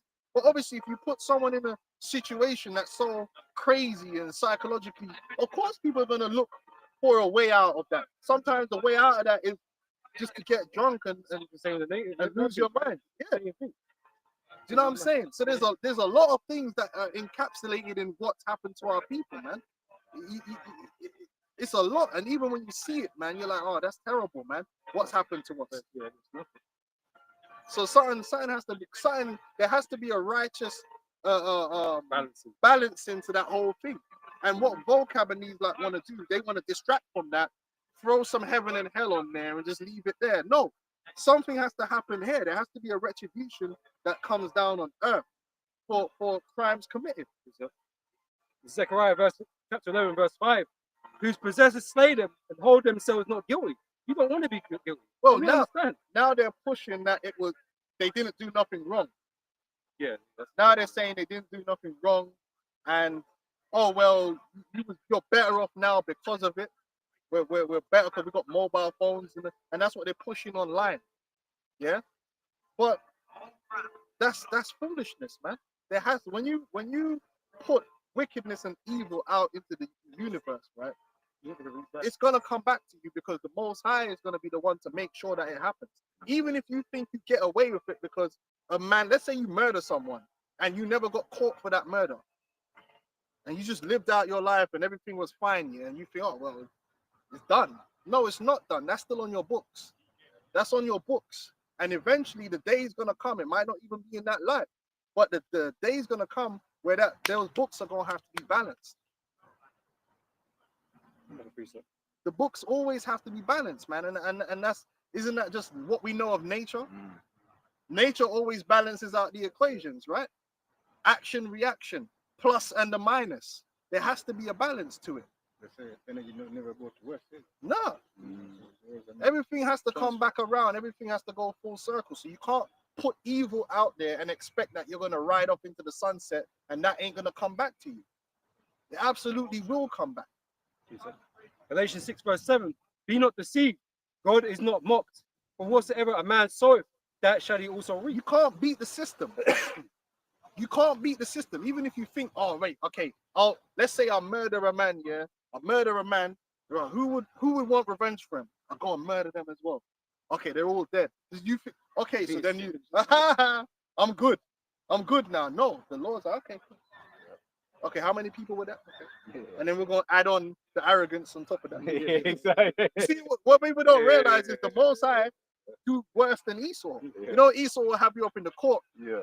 And it's like, if you kill someone, yeah, if you hit it after, they'll add that on. Okay, so they concealed evidence. You know what I mean? And then if you stole a car to do it, they're going to add that on. Yeah, Grand Theft Auto. Yeah. Or what? He was speeding. What? Okay. You know, and then that's what they do. They'll add on every charge. Well, guess what? Oh, showed no remorse. That's a big one. Hey, And Esau showed no remorse. Well, you think the most High don't do that? Exactly. Well, you think the Most High don't do that? You watch everything, man. You think the Most High ain't got it all tagged? The Most High is worse. 10,000 times. But the Most High is worse because he's recorded it in perfection. More time when that man go in court, yeah, there's shit they've done that's not on the list. Yeah. It's what they know about or what they can prove. Yeah. So my man all now time they've done other stuff, but the man don't know about that stuff. Like, so we're just gonna leave that off the. So you ain't you go jail for 1 when it was 2. Yeah. But guess what? You see, with the Most High, the eyes burn 10,000 times hotter than the sun. The Lord sees everything and He knows everything, and it's all in the spiritual Google. Type it up. Type in a man's spiritual name, and it will just come with everything you did, every act of idolatry, every time you violated the Israelite generation. Every time you caused the Israelites some kind of pain or discomfort, record it. Even the slightest thing that you think ain't recorded, it's all recorded. Even when you did it in your head. You don't even remember. You don't remember. You ain't gonna remember. If you were to recall every infraction you've made in your entire life, hey, that's why the scriptures even talk about secret sins, like sins you do in ignorance because you didn't even know. The Lord has it also. You Edomites don't understand how much you really have to pay for. The rap sheet is crazy because it's not just slavery, it's everything involved in that. Every whiplash. Every laugh. Every applause. Hey, the scripture says thou shouldest not even have looked. Yeah. So even being there and being witness. He said nothing about it. And you were like, yeah, go and hit him. I was like, oh, okay, so you was accessory. Rico. The Most High deals with Rico. Because if he didn't, then how come the whole nation of Egypt got punished when the Pharaoh was the one that said, we ain't letting him go? Hey, the Lord was like, bro, we gotta do the Rico on all these. All these men have to get it. Hey, the most High. Because at the end of the day, these quote unquote civilians in Egypt, they weren't innocent. They weren't innocent. You know? And the Lord knows their thoughts. So even if you don't say it, the Lord recorded it. You was at work and you thought to yourself, And you know you won't give me that. yeah, You won't give me that. the Lord is recording thought. You think the Lord cares? Okay, he was thinking some wickedness there. Yeah. Write that down. Yep. You Edomites are gonna get it, man. Go on, This is the book of Obadiah. I'm start from 15. For the day of the Lord is near upon all the heathen. As thou hast done it, as thou hast done, it shall be done unto thee. That's it. Right? That's justice. Justice, man. And you know, Esau trying to escape that because he's nothing but a fugitive anyway. The spirit came. He's always trying to run from that justice happening to him. You gonna know terror. You know, like you read, and like I said, you can't, but I can imagine. Like back then, there was time when the terror was so great. You might have a master that was just paranoid. Just paranoid. Yeah. They show you that in 12 Years a Slave. Like, man's just paranoid. So if he thinks that you did something, even if you didn't do it, he's gonna come with brutality. So now Jake will getting brutalized and they ain't even done nothing. So imagine that kind of terror where at any moment, think of living under a terror where at any moment someone can just come with some brutality and you don't even have to have done anything. Imagine the terror. So anytime he's around, anything could happen.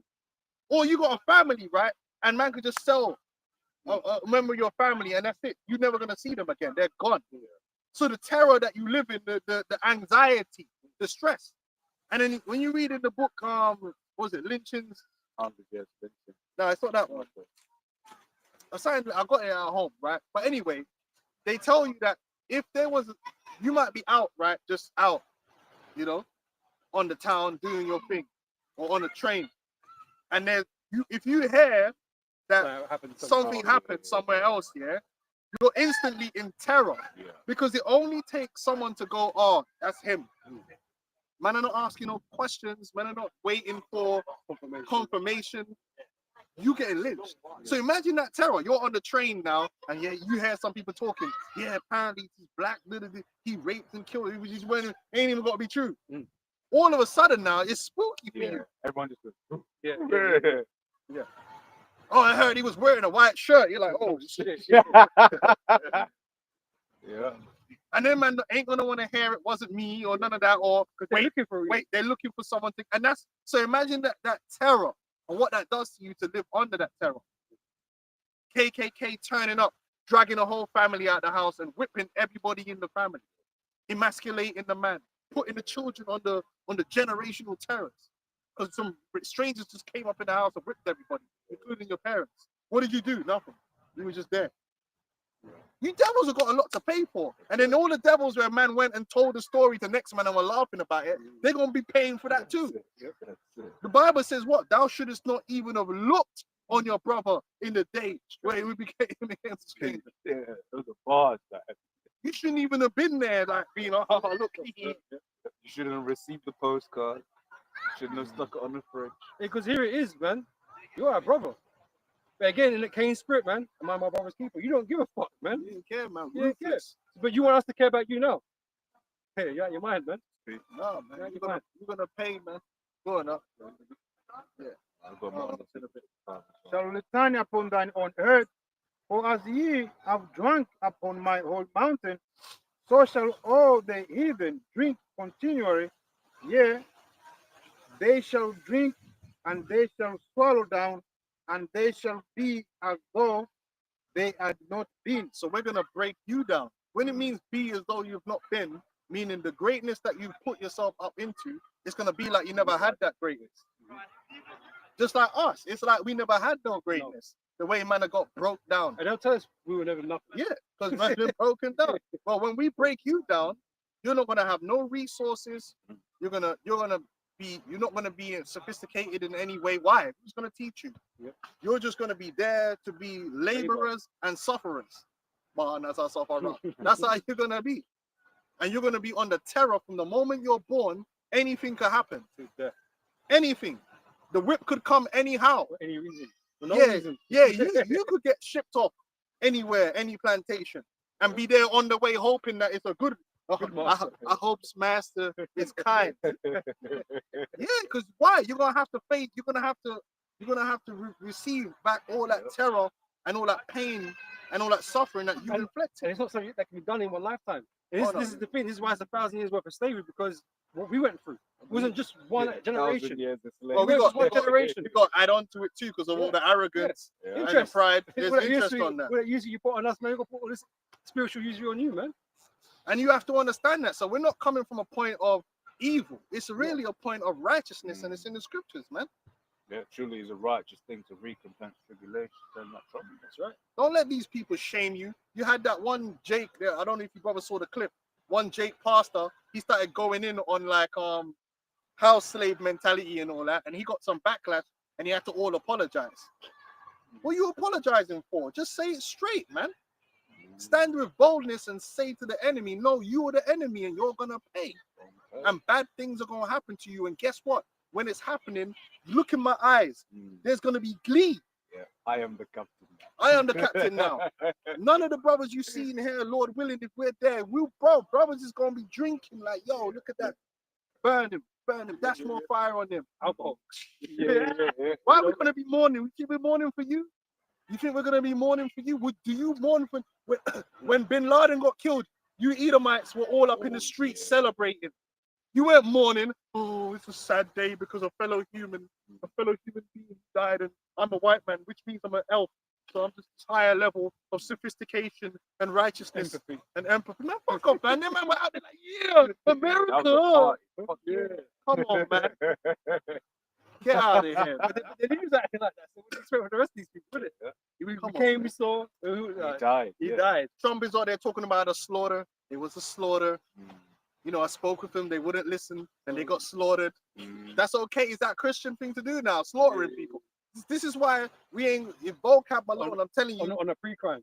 Yeah, listen, bro. Yeah. Vocab, don't come up here. Because the only question I'll have for you is it okay to blow up your enemies with missiles? That's all I want to know.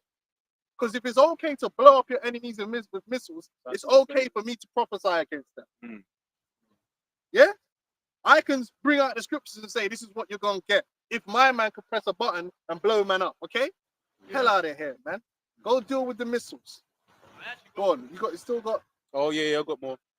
Yeah, back in Ezekiel 25 and 13 now says, therefore thus saith the Lord power, I will also stretch out my hand upon Edom and will cut off man and beast from it, and I'll make it desolate from Teman, and there of Dedan shall fall by the sword. And they don't even know that all this thing that's happening with Iran and the state of Israel is all leading towards that happening. A complete annihilation of America. And we're trying to let you know, like, listen, get your plane ticket. Get out of there, because guess what, man? The Lord is going to end up melting that place, man. And if the Labrador's going with it, that's how terrible the Lord's judgment is. Because if the Lord wanted to, you could spare the animals. Yo, Lassie. See all the animals running across the border. Nah, they're gonna be there with you, man. Just like Amalek, he said, kill all the cattle and kill everything. Same this time. So you look golden Labrador, gonna go with it. The goldfish, you kitten, everything, flames. Are they not also God's creatures? And I will lay my vengeance, and I will lay my vengeance upon Edom by the hand of my people Israel. So the Lord the scriptures is telling you right there that he uses his people to get vengeance, man. Because believe it or not, most of them come down here on his 2 feet, you know, to come and judge matters, you know, individually one by one. No, of course he doesn't.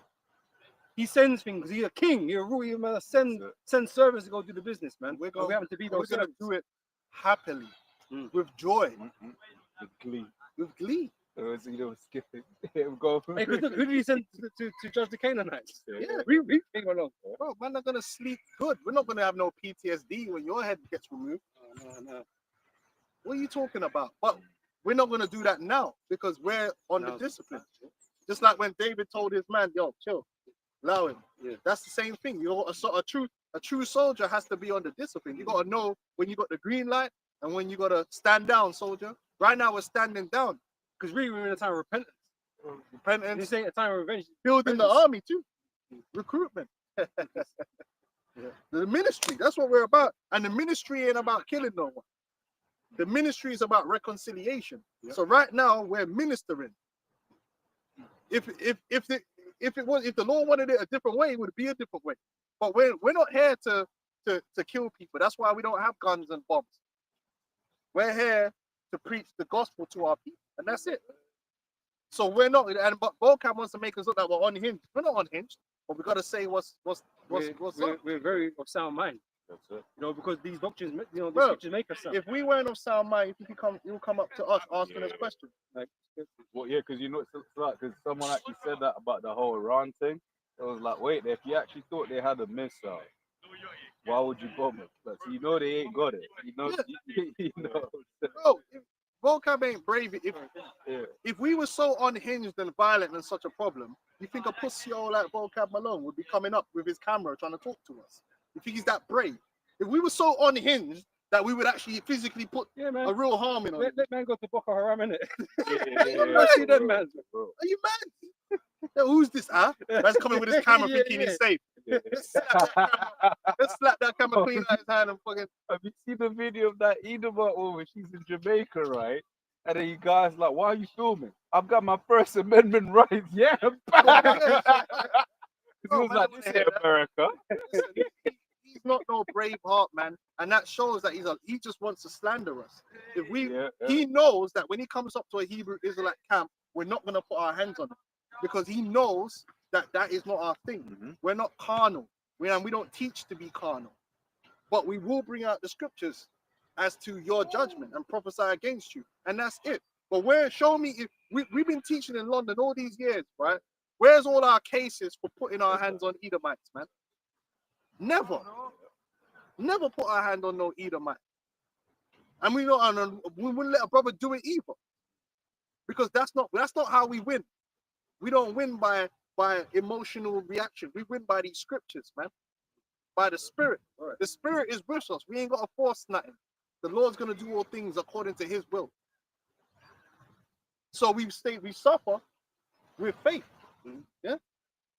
And I will lay my vengeance upon Edom by the hand of my people Israel, and they shall do in Edom according to mine anger and according to my fury, and they shall know my vengeance. Because it's the Lord's will.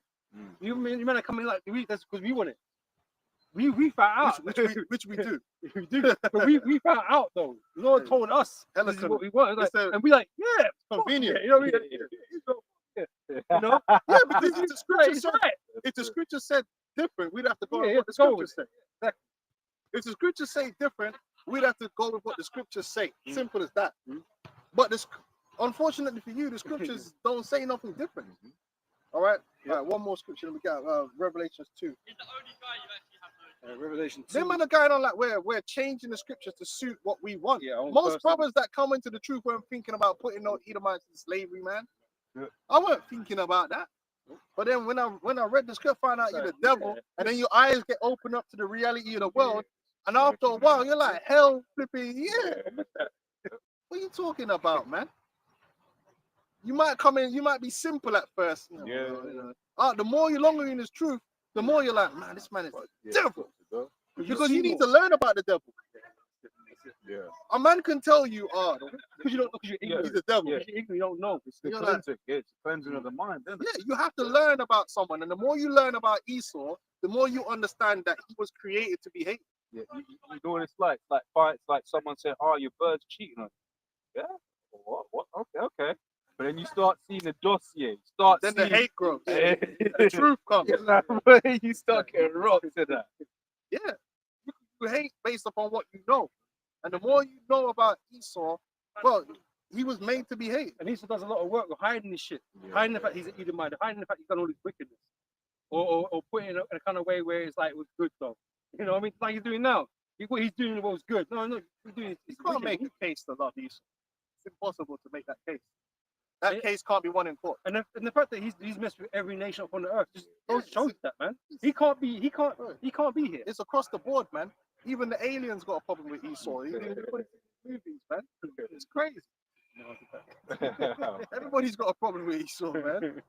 Esau is like, there's no one on earth that more deserves hate than Esau. Man. He's like literally was Worse. made to be hated. He's the worst of the humans. I tell you that. He's done too much things. Go on, you got Revelation. Yeah, 2? right. Revelation 2 verse 25 says, "But that which ye have already, hold fast till I come, and he that overcometh, and keep my works unto the end, which means you have to suffer. Yeah, Right. The works is this ministry. Yep. Yeah, so you have to overcome Esau, overcome the devil, which really it means overcoming the lies, Deception. the deceptions, man, the Persecution. demons. Yep.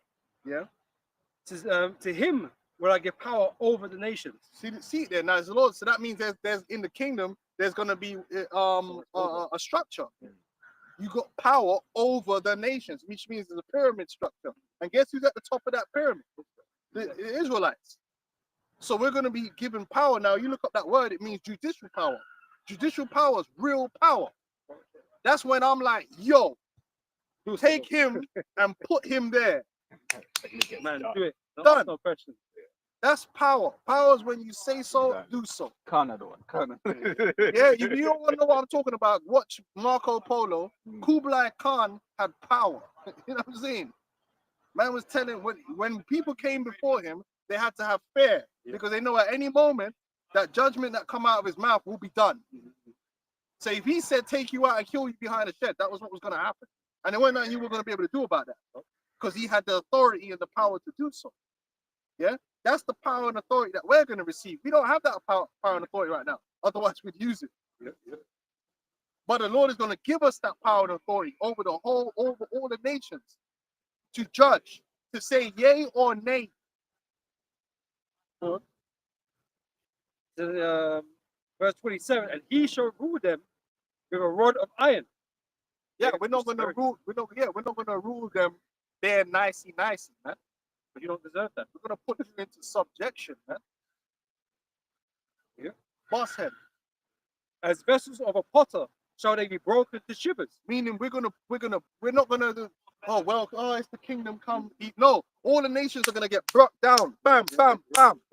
Bow down. Be into submission. Understand who the real power is. Do as you're told. That's how you're it's gonna be. respect.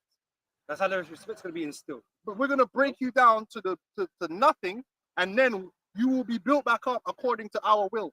Which means, and that's why even your all your monuments, everything's gonna get broke up.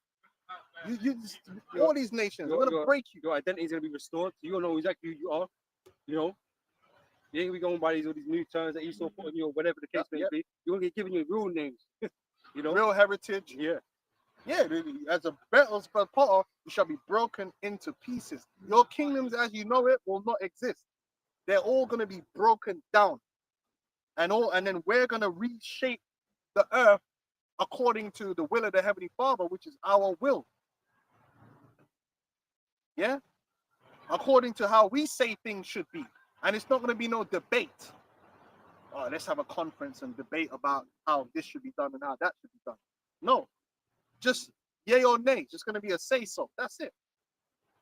That's in the scriptures and we're reading about it. Quick precept. Because obviously it starts with this fear, man, because you need to respect us. If we're in such a low condition, man, you don't respect us, man. There ain't no way we're gonna have you look at us like we're niggas and all that kind of shit. There's no fucking way. So when we get the power, we're gonna use that power against you. Best believe that, right? So your education is gonna start with the fear, right? So I want to read this. Education. Re-education. Yeah, there's a lot of re-education that needs to happen because this world is still gonna be in their minds, so we're gonna have to get it out of their minds. Yep. It's Proverbs 1 verse 7. The fear of the Lord is the beginning of knowledge, right? So you're gonna be taught.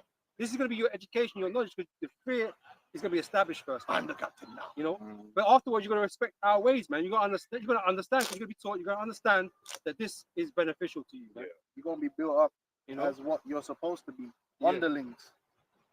Yeah, under the nation of Israel, and as simple as that. But you Edomites, boy, you're going to get a special type of break it down.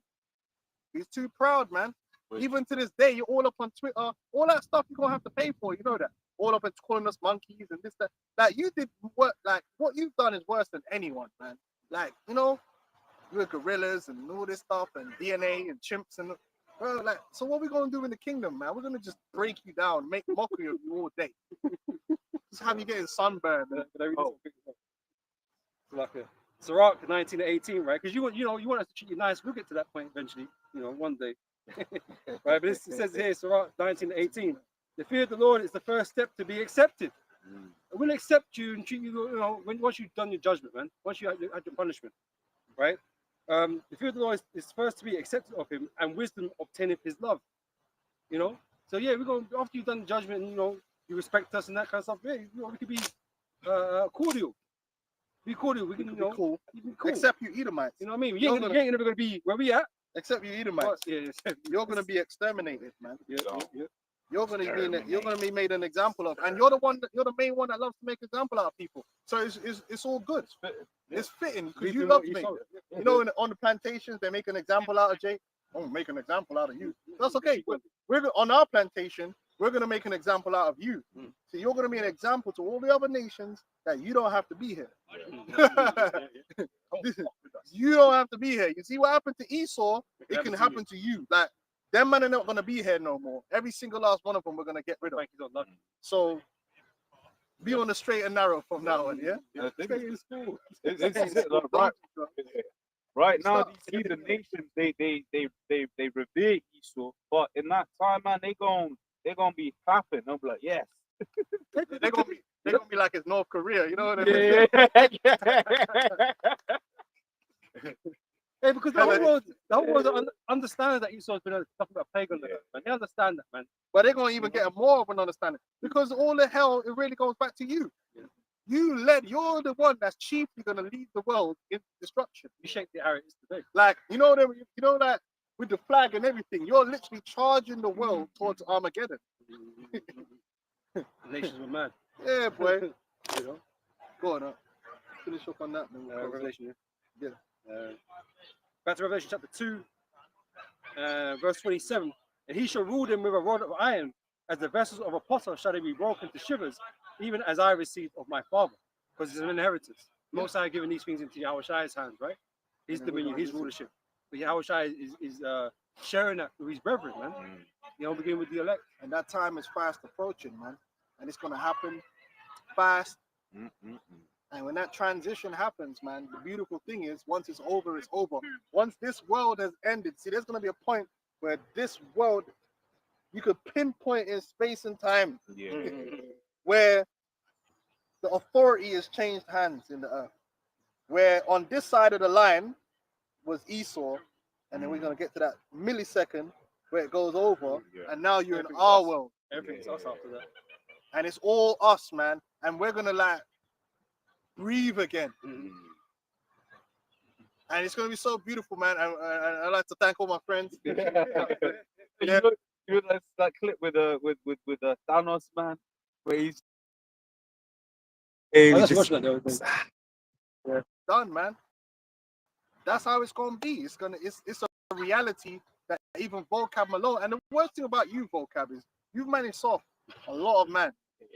So you're gonna get passed around. I already see that brothers is gonna be like making money off it. You ain't gonna be on one plantation too long. Come on, brother, man. You can't be. Yeah, listen, brother. You need to come over. Yeah, you gotta pass you around, man. We're gonna probably have you in Jerusalem in a court somewhere, throwing our children throwing tomatoes at rotten tomatoes. Making money. Is this the man? Oh, look, it's the Hebrew Slayer. Man's there. Finally, he's got a beard. Oh, looking messed up. We're gonna make mockery of you. Hey, tell us some more of them jokes, Vocab. Tell us some more of them jokes. That street apologist. Yeah, the street apologist. No, but he probably heard this and think we're joking. But you, bro, we can see it. You've literally violated like the vast majority of elected. Yeah, man, not gonna forget you. Really, you want to be like under the radar, Edomites. You know what I mean? Edomites that you did some dirt, but it was like, yeah, here or there, you're gonna get a little thing. You pissed off like all of us. So I know this brother's gonna want to get some satisfaction. This brother, we all gonna want to get some kind of satisfaction. So you don't even know what you've done to yourself. Right now, man, hate you more than the Rothschilds. You have to dig the pit. The Rothschild hasn't made it personal. Bro, personal, bro. You gotta have this guy It's like the right thing by keeping away. he might have to be a public property. You know what I mean? Never just turn up to Jerusalem just to punch him. The Wailing Wall, but it's just him wailing. Well, I come on pilgrimage just to make mockery of it. Oh, man. Yeah, we gonna laugh. Yeah. We're gonna laugh. We're gonna make jokes. Brothers is good at making jokes, as you can see. And you're gonna feel bad, and we're gonna make sure you know, you remember. Yeah, oh shit, these are the mans I was chatting shit to. And the terror you're gonna feel, man. Just have dogs. Like Wisdom of Solomon 5 and 1, isn't it? Yeah. Had these men in approach and the power and the proverb, man. But we were fools. Doing your little parody Yeah. videos. You see, we're gonna have our own parody videos starring you. We'll see how it works out, man. Anyway, like I said, things are happening, man. So keep an eye out, man. But it's the same as it always is, man. This thing is inevitable. This thing isn't a thing where it might happen, it may happen, maybe. No, it's just a when. It's always been a matter of when, and we're getting closer and closer and closer, man. And hey, listen, man, might not be here for too long, man. That's it, man. So call halal, Yahweh, Bashem, Yahweh Shai, double honors to the apostles and elders, the great millstone. Honestly, brothers on the highways and the byways. Shalom.